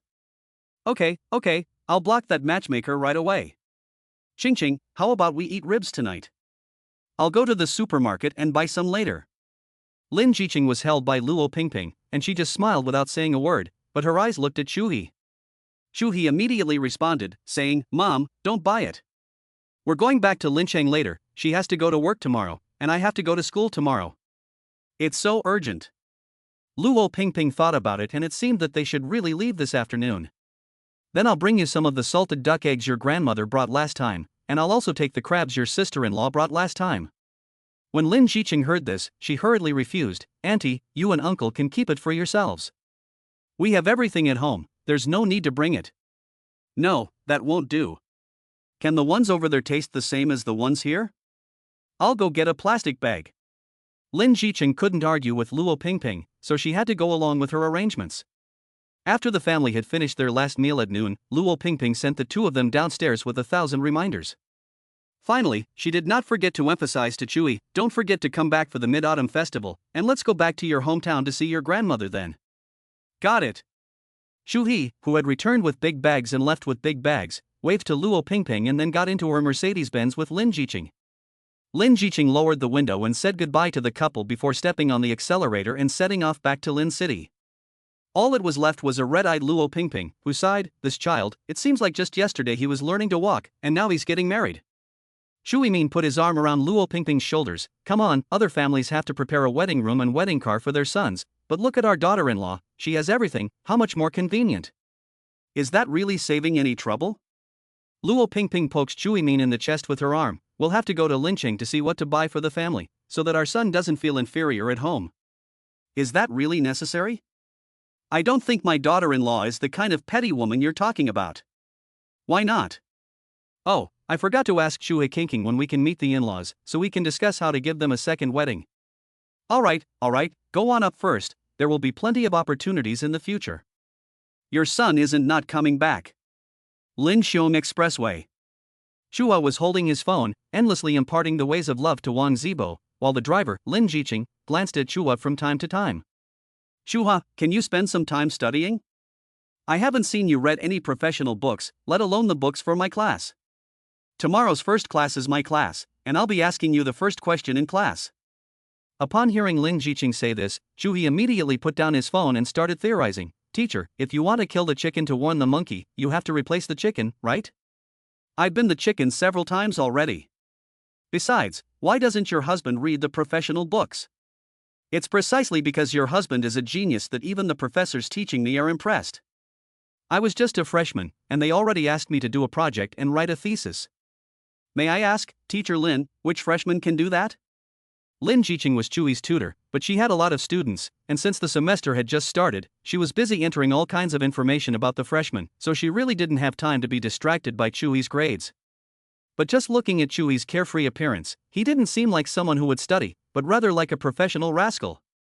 You can brag all you want. I don't believe a word you say anyway. You don't believe me, Miss Lin? Dare you bet? Chu He said, crossing his legs. Lin Zhiqing frowned and glared at Chu He, take your feet down. Chu He had no choice but to take his feet down, then asked Miss Lin again, Teacher, are you afraid to bet? You keep changing the subject, you must be scared. You only know how to use provocation. Lin Zhiqing was in a good mood after getting past her in-laws, so she said, what do you want to bet on? How do you want to bet? Chu He shook his phone and said, I'll call the professor right now to verify if what I just said was a bluff. If it was a bluff, I'll give you a foot massage for a month. Lin Zhiqing heard the stakes and added, plus, you have to do the dishes for a month. Okay. Chu He nodded. He was sure to win anyway, so adding any more stakes was useless. What if I lose? Lin Zhiqing said. If you lose, you'll be punished by wearing a set of clothes for me to see. What clothes? The sensitive Lin Zhiqing immediately sensed the sexual innuendo in Chu He's words, so she didn't agree easily. Hey, it'll definitely be clothes you can wear, teacher. I won't trick you. Are we gambling or not? Lin Zhiqing flinched at the evil smile on Chu He's face. After all, this kid was capable of anything. Forget it, teacher, you're too timid, it's no fun. Fine, I'll bet. Lin Zhiqing was bored driving, so she thought it would be a good little game to play while she was at it. But teacher, you can't go back on your word. Chu He opened his phone's photo album and saw a set of very cool and sexy underwear stored inside. Just thinking about Lin wearing it made Chu's blood boil. No regrets. You hit it. Lin didn't look at Chu, and was just driving. Chu found Wang's number and dialed it in front of Lin. After 2 rings, a middle-aged man's voice came on the line. Hello, Chu? What can I do for you? Chapter 58, Parking Lot Coercion. Oh, Professor Wang, I was just asking if I should go to the lab tomorrow to do the experiment? Chu He said, turning on the speakerphone. Professor Wang repeated, didn't I ask you to come to the office first tomorrow? Don't go to the lab yet. Okay, Chu He glanced at Lin's expression and then asked, can I really write that idea as a thesis, Professor? From the opinions of the current professors, there is definitely no problem publishing a paper. Professor Wang explained to Chu He seriously, now we just have to see if Professor Zhao is willing to be the second author. If he is not, we will find someone else to sign it for you. Okay, thank you, Professor Wang. I will go to your office tomorrow to see you. Chu He then hung up, but just then he heard someone shouting over the phone, you brat, your mother-in-law makes the mooncakes herself. Bring your school bag tomorrow to carry some. Professor, it's only the 8th of September. Your wife likes to make the mooncakes herself, and she always does it early every year. Take them home and try them, added Professor Wang. Okay, thank you, Professor. After giving his instructions, Professor Wang hung up. At that moment, the phone rang with a busy tone. What do you think, Lin? Is Teacher Lin convinced? Chu He looked at Lin Zhiqing with a smile. At this moment, she didn't say anything, and was thinking in her mind what kind of academic monster could produce a thesis in their freshman year. Back then, when she was a freshman, she didn't even know what a thesis was. And now, Chu He has already reached the point of doing experiments with a group of bigwigs and producing a thesis? And it is possible that Zhao Lao will be the second author. You know, for general professional papers like this, even if they are published, it is usually the professor who is the first author and the student who is the second author. But this paper is surprisingly the student's first author and the teacher's second author. Professor Zhao is one of the few invited experts at the university and a real academician of the Chinese Academy of Sciences. Lin Zhiqing frowned and stared at Chu He with strange eyes. What? Teacher, you want to renege on your promise? It's too late. Lin Zhiqing suddenly realized that she knew very little about this young boy. She sighed and said, if you want to bet, you have to accept the consequences. What do you want me to wear? Chu He laughed, then opened his phone. Lin Zhiqing was stunned when she saw it. In the photo, a female model was wearing a lingerie set in solid black, her breasts half exposed, and the slender straps outlining the sensuality of her shoulders. The connection between her waist and breasts was only a thin belt, and her belly and back were even more extensively hollowed out. Her figure and sensuality intertwined, barely visible. The lower body is even more lace-edged and printed on the thighs, followed by the model's pale thighs and smooth ankles. Wear this. Chu He pointed to the pattern on his phone. When Lin teacher saw more than 80% of her body exposed, she instantly blushed. Little rascal. Can you wear this out? Who told you to wear it out? Teacher. Chu He smiled and put his hand on Lin's thigh, stroked it and said, just wear it for me. Lin Zhiqing turned her head away, her heart pounding. She had never worn such revealing clothes before. What? Teacher, you want to back out? As a glorious teacher, you should keep your word and never break it in front of your students. Seeing Lin hesitate, Chu He quickly added fuel to the fire, afraid that she would say no. Lin Zhiqing looked straight ahead, trying to focus all her attention on driving. She retorted, but I don't know where to buy such revealing clothes. Let's talk about it when I find them. Chu He shook his head and said with a smile, Teacher, don't worry about that. Let's go straight to Vientiane Shopping Center when we get back to Lyn City. I know a specialty store. Upon hearing this, Lin Zhiqing looked at him with a strange expression. How do you know where to buy this kind of thing? Teacher, don't worry about it, just drive. Chu He refused to say more, covering his head with his jacket and falling asleep again. Teacher Lin, however, was not used to pampering him and lifted his jacket. Tell me, have you been with other girls? No, teacher. Chu He explained, I'm either at school or with you, so how would I have time to go shopping with other girls? Then how do you know? I dreamed about it, okay. No. The two had a normal argument on the way, and Chu He fell asleep again. It took Lyn teacher a little over 3.5 hours to drive from Yokohama back to Lyn City. At 4:30, the sun was still hanging diagonally in the sky, and the surrounding scene had once again turned into a bustling traffic. The heat wave had not yet subsided, and if you looked closely, there were still some ripples of heat in the air. The buildings along the road flashed past one after the other, and Lyn teacher quickly drove to the underground parking lot of the shopping mall. The blinding light suddenly disappeared, and Chu He, who was dozing, suddenly sat up straight. "Ha! Where are we?" Chu He put on his jacket with sleepy eyes. "Since we've made it out, let's eat dinner outside tonight," Lyn said as she looked for a parking space. "Oh," Chu He scratched his still-dazed head, and his neck was pressed against the seatbelt, leaving a red mark. "Let's watch a movie after dinner. Transformers 4 is playing tonight," Mr. Lyn added. At this point, Chu He sensed something was wrong. He turned his head directly towards Mr. Lyn's face and said, "Teacher, did you do this on purpose? You just don't want to go home early to wear it for me, do you?" His little scheme was easily revealed, and Mr. Lyn refused to admit it. "No way. It's only 4:30, and it'll be 5 or 6 o'clock after we finish shopping and buying clothes. We'll only be eating for half an hour, and then there's a movie, so it won't take long. But Transformers 4 is 2 hours and 46 minutes long, and it goes from 7 o'clock straight to 10 o'clock in the evening. When we get home, you'll say you're tired, so what if we switch tomorrow?" "Me? You?" Lin Zhiqing suddenly felt that this guy Chu He was so perceptive. She could only park the car and turn her head to stare at him. "I personally think it's fine to switch tomorrow. It's been a long time since we got out, so we should have a good time." "Okay, in that case." Chu He nodded while unbuckling his seatbelt, then suddenly pounced on Lyn, who was sitting in the driver's seat. "Teacher, let's make up for it now. What are you doing? There are a lot of cars here, and people are always walking by." Lyn looked on in horror as Chu He pounced. "It's okay, haven't they seen people kiss before?" Chu He put his arm around Lyn's waist, leaned forward, and naturally brought his lips close to Lyn's face. "You're so annoying. No kissing." Lyn teacher twisted her head away. "What's wrong? Can't you make it up to me by wearing it tonight?" Chu He said with a pout.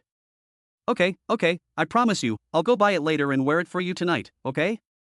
Little brat." Hearing this, Chu He immediately stopped his offensive actions, straightened his clothes, and got out of the passenger seat. "Let's go, Lyn teacher, I'll go with you." Chapter 59, Lyn teacher's bank card has 6 digits. "Uncle and Aunt Mingming are such nice people, I really don't know where you learned to be such a rascal." Lin Zhiqing got out of the passenger seat and muttered as she locked the car. "Teacher, this is not something you can learn. Some abilities will naturally unlock when you meet someone you like." Chua said as he threw his jacket over his shoulders. "I like you so much, of course I'll play the rascal with you from time to time. This is proof that I love you." Hearing this, Lyn teacher gave him a look of contempt. Playing the rascal is a sign of affection. This is the first time I've heard of such logic. Who said it was playing the rascal? Chua confessed for himself. "You defined playing the rascal." "I think it's just a way for lovers to express their love." Chua is such a good debater that Lyn can't help but shake her head. "You should really join the school debate team." As soon as she finishes speaking, Chua takes Lyn's hand in his, clasping the palm of her hand. Chua raises the 2 joined hands and waves them at her. This is also a way to express love. "I don't want to deal with you." Lyn breaks free of Chua's grasp, hugs her chest and walks towards the escalator to the underground car park. "Hey, where are you going, teacher? Hold hands." Chua chased after Lyn and shouted, "Don't leave me behind." "Teacher." Chua and Lyn followed the surging crowd into the Vientiane shopping mall. It was the weekend, and there were countless couples, families, and college students shopping.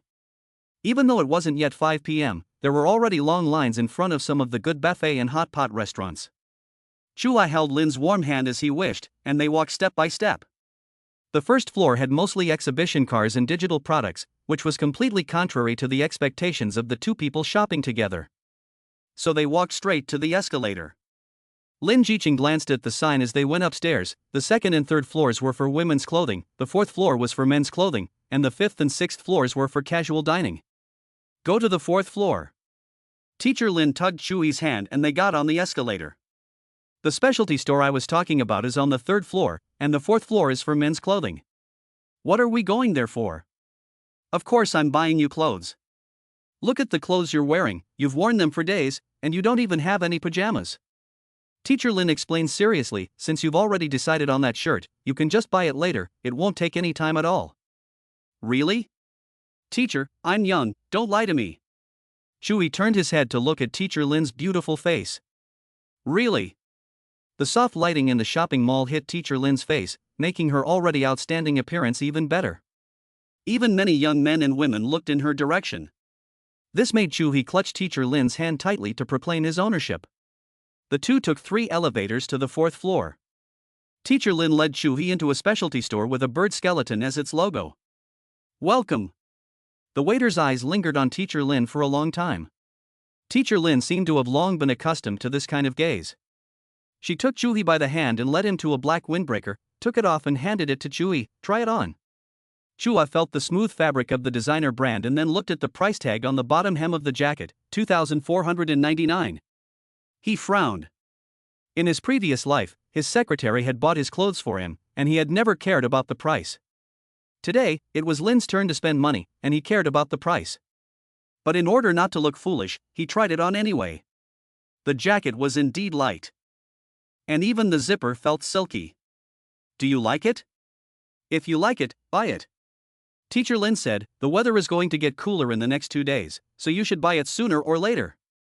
The 4 digits $24.99 kept going around in Chu He's head, and he took the jacket off again and said, I don't really like the look.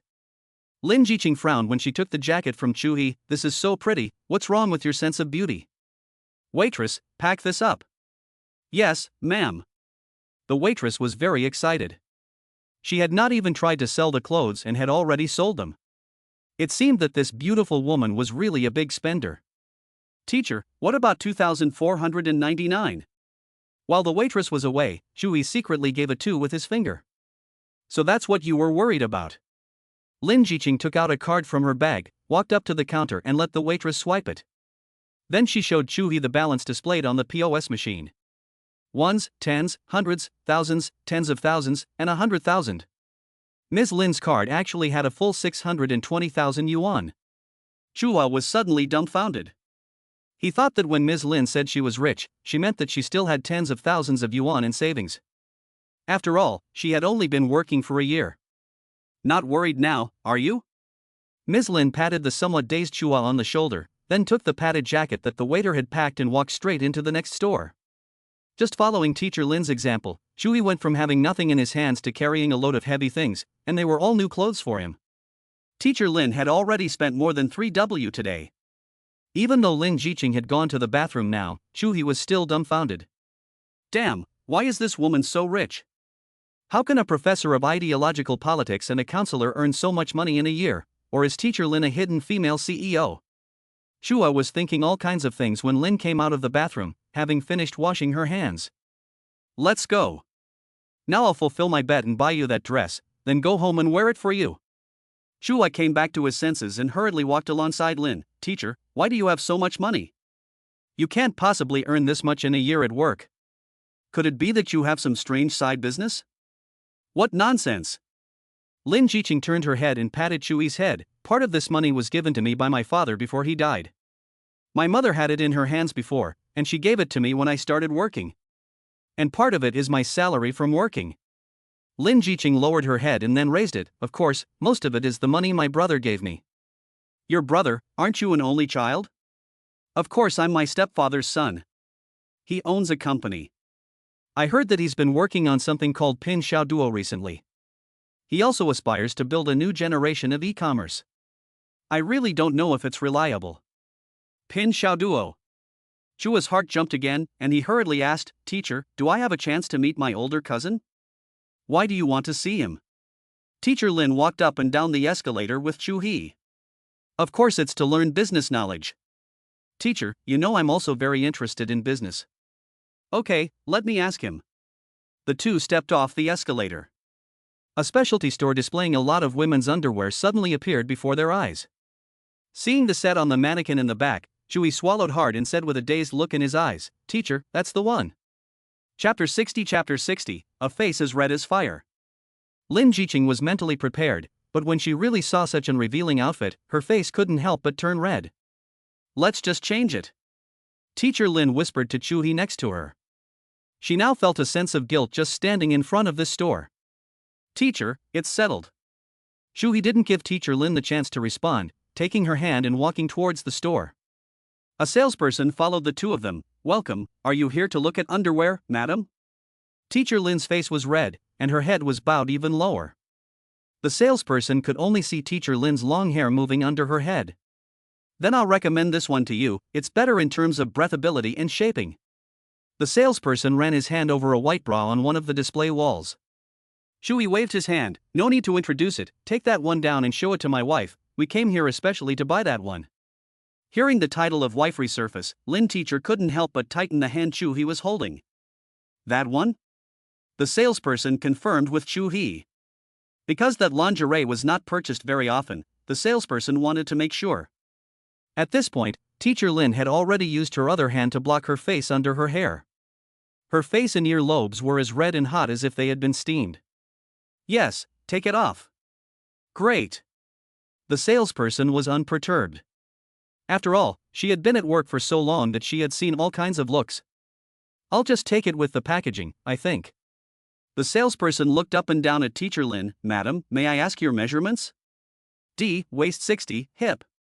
Ms. Lin's voice became smaller and smaller, until it was almost a mosquito buzzing in the back, and you couldn't hear it no matter how hard you listened. But the hand she held in Chu He's grasp was getting tighter and tighter. What's your hip measurement, ma'am? The salesperson didn't catch it the first time and had to ask again. 100. Ms. Lin added in a small voice. You have an enviable body proportion. After hearing Ms. Lin's measurements, the salesperson sighed and then opened a hidden door on the display wall. He looked for a while and took out a brand new one. This one may be a little small, but it's sexier when you wear it, the salesperson said. Do you want to try it on here first? Chu He took the bag from the salesperson and turned to look at Lin Zhiqing next to him again. Trying it on here is out of the question. If I have to try it on, I'll have to go home. Let's try it at home. Lin teacher desperately wanted to leave this embarrassing place. No, I mean you have to pay, I don't have any money. Oh. Lin Zhiqing suddenly looked up and locked eyes with the smiling salesman. The salesman immediately saw Lin teacher's incredibly white face with a straight nose. He also saw Lin teacher's face, which was as red as the setting sun. The salesperson froze for a moment, then reached out and guided her. Ma'am, please follow me to pay with your card. Chu He waited in place, watching as Teacher Lin took out her card to pay the bill, and then let out a deep sigh. What good luck! She was reborn and immediately found a rich woman to be her patron. Although the money wasn't a lot, she would have no worries about food and clothing. How am I supposed to compete with the reborn? I can only imagine back then, when Mr. Chen founded Guika Electronics, he even took in the two campus beauties Xiao and Shen. But I'm afraid that Lin's appearance and figure are on par with or even better than these two. Chu He rambled on aimlessly. Let's go. After paying the bill, Lin, who was carrying a branded bag, grabbed Chu He's shoulder and walked out. Normally, Lin doesn't feel ashamed when she goes out to buy underwear, but buying such revealing clothes is the first time in her life. What's more, she feels even more ashamed because Chu He is with her. The two of them quickly left the third floor with their large bags, and went back to the fifth floor to find another buffet. They waited in line for more than 20 minutes before they were able to go in and eat. In order to get their money's worth, the two of them ate and drank as much as they could until they couldn't eat anymore, and then they left the cafeteria contentedly. They took their things back to the underground parking lot, and Teacher Lin started the car and left the underground garage. Once they were outside the underground garage, Chu He decisively lowered the passenger side window.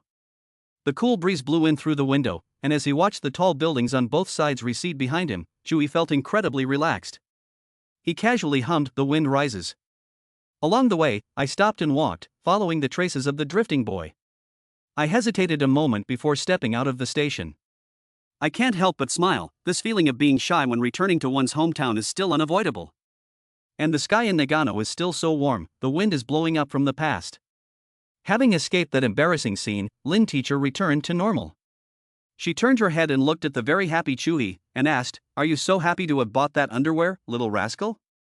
Chu He smiled and said, Teacher, it's not that I'm happy to have bought that underwear, but I'm happy that you're willing to wear it for me. What a sweet talker. Ha ha. Chu He laughed, and then sang the climax. I once found it hard to extricate myself from the vast world, and I also indulged in the nonsense in it. I don't know what's real, I don't struggle, I'm not afraid of being laughed at. What kind of song is this? After listening to the first two lines, Lin found it quite nice, and since he hadn't heard it before, he immediately asked Chu He. Teacher, you're so ignorant, you don't even know Wind Rising. Before Chu He could finish his sentence, he suddenly realized that it was 2014, and Wind Rising hadn't even been released yet. Wind Rising? What kind of song is it, and who sings it? Lin Zhiqing thought for a long time but couldn't figure out who sang it. Chu He scratched his head. Well, actually, I made it up when I was bored. You made it up? Lin Zhiqing looked at Chu He. You studied before? Chu He, teacher, do you believe me when I say I'm exceptionally talented? Lin Zhiqing. On the way home, they were happy and relaxed, and soon they returned from the shopping mall to their home. Teacher Lin took off her jacket, and Chu He urged her to go to the master bedroom to change. He even tried to squeeze in while Teacher Lin was changing, with the noble intention of offering advice. But Teacher Lin saw through him immediately, and after pushing Chu He out of the master bedroom, she closed the door and took out of her bag the clothes that made a man's blood boil. Holding it, Teacher Lin frowned. Could I really wear this?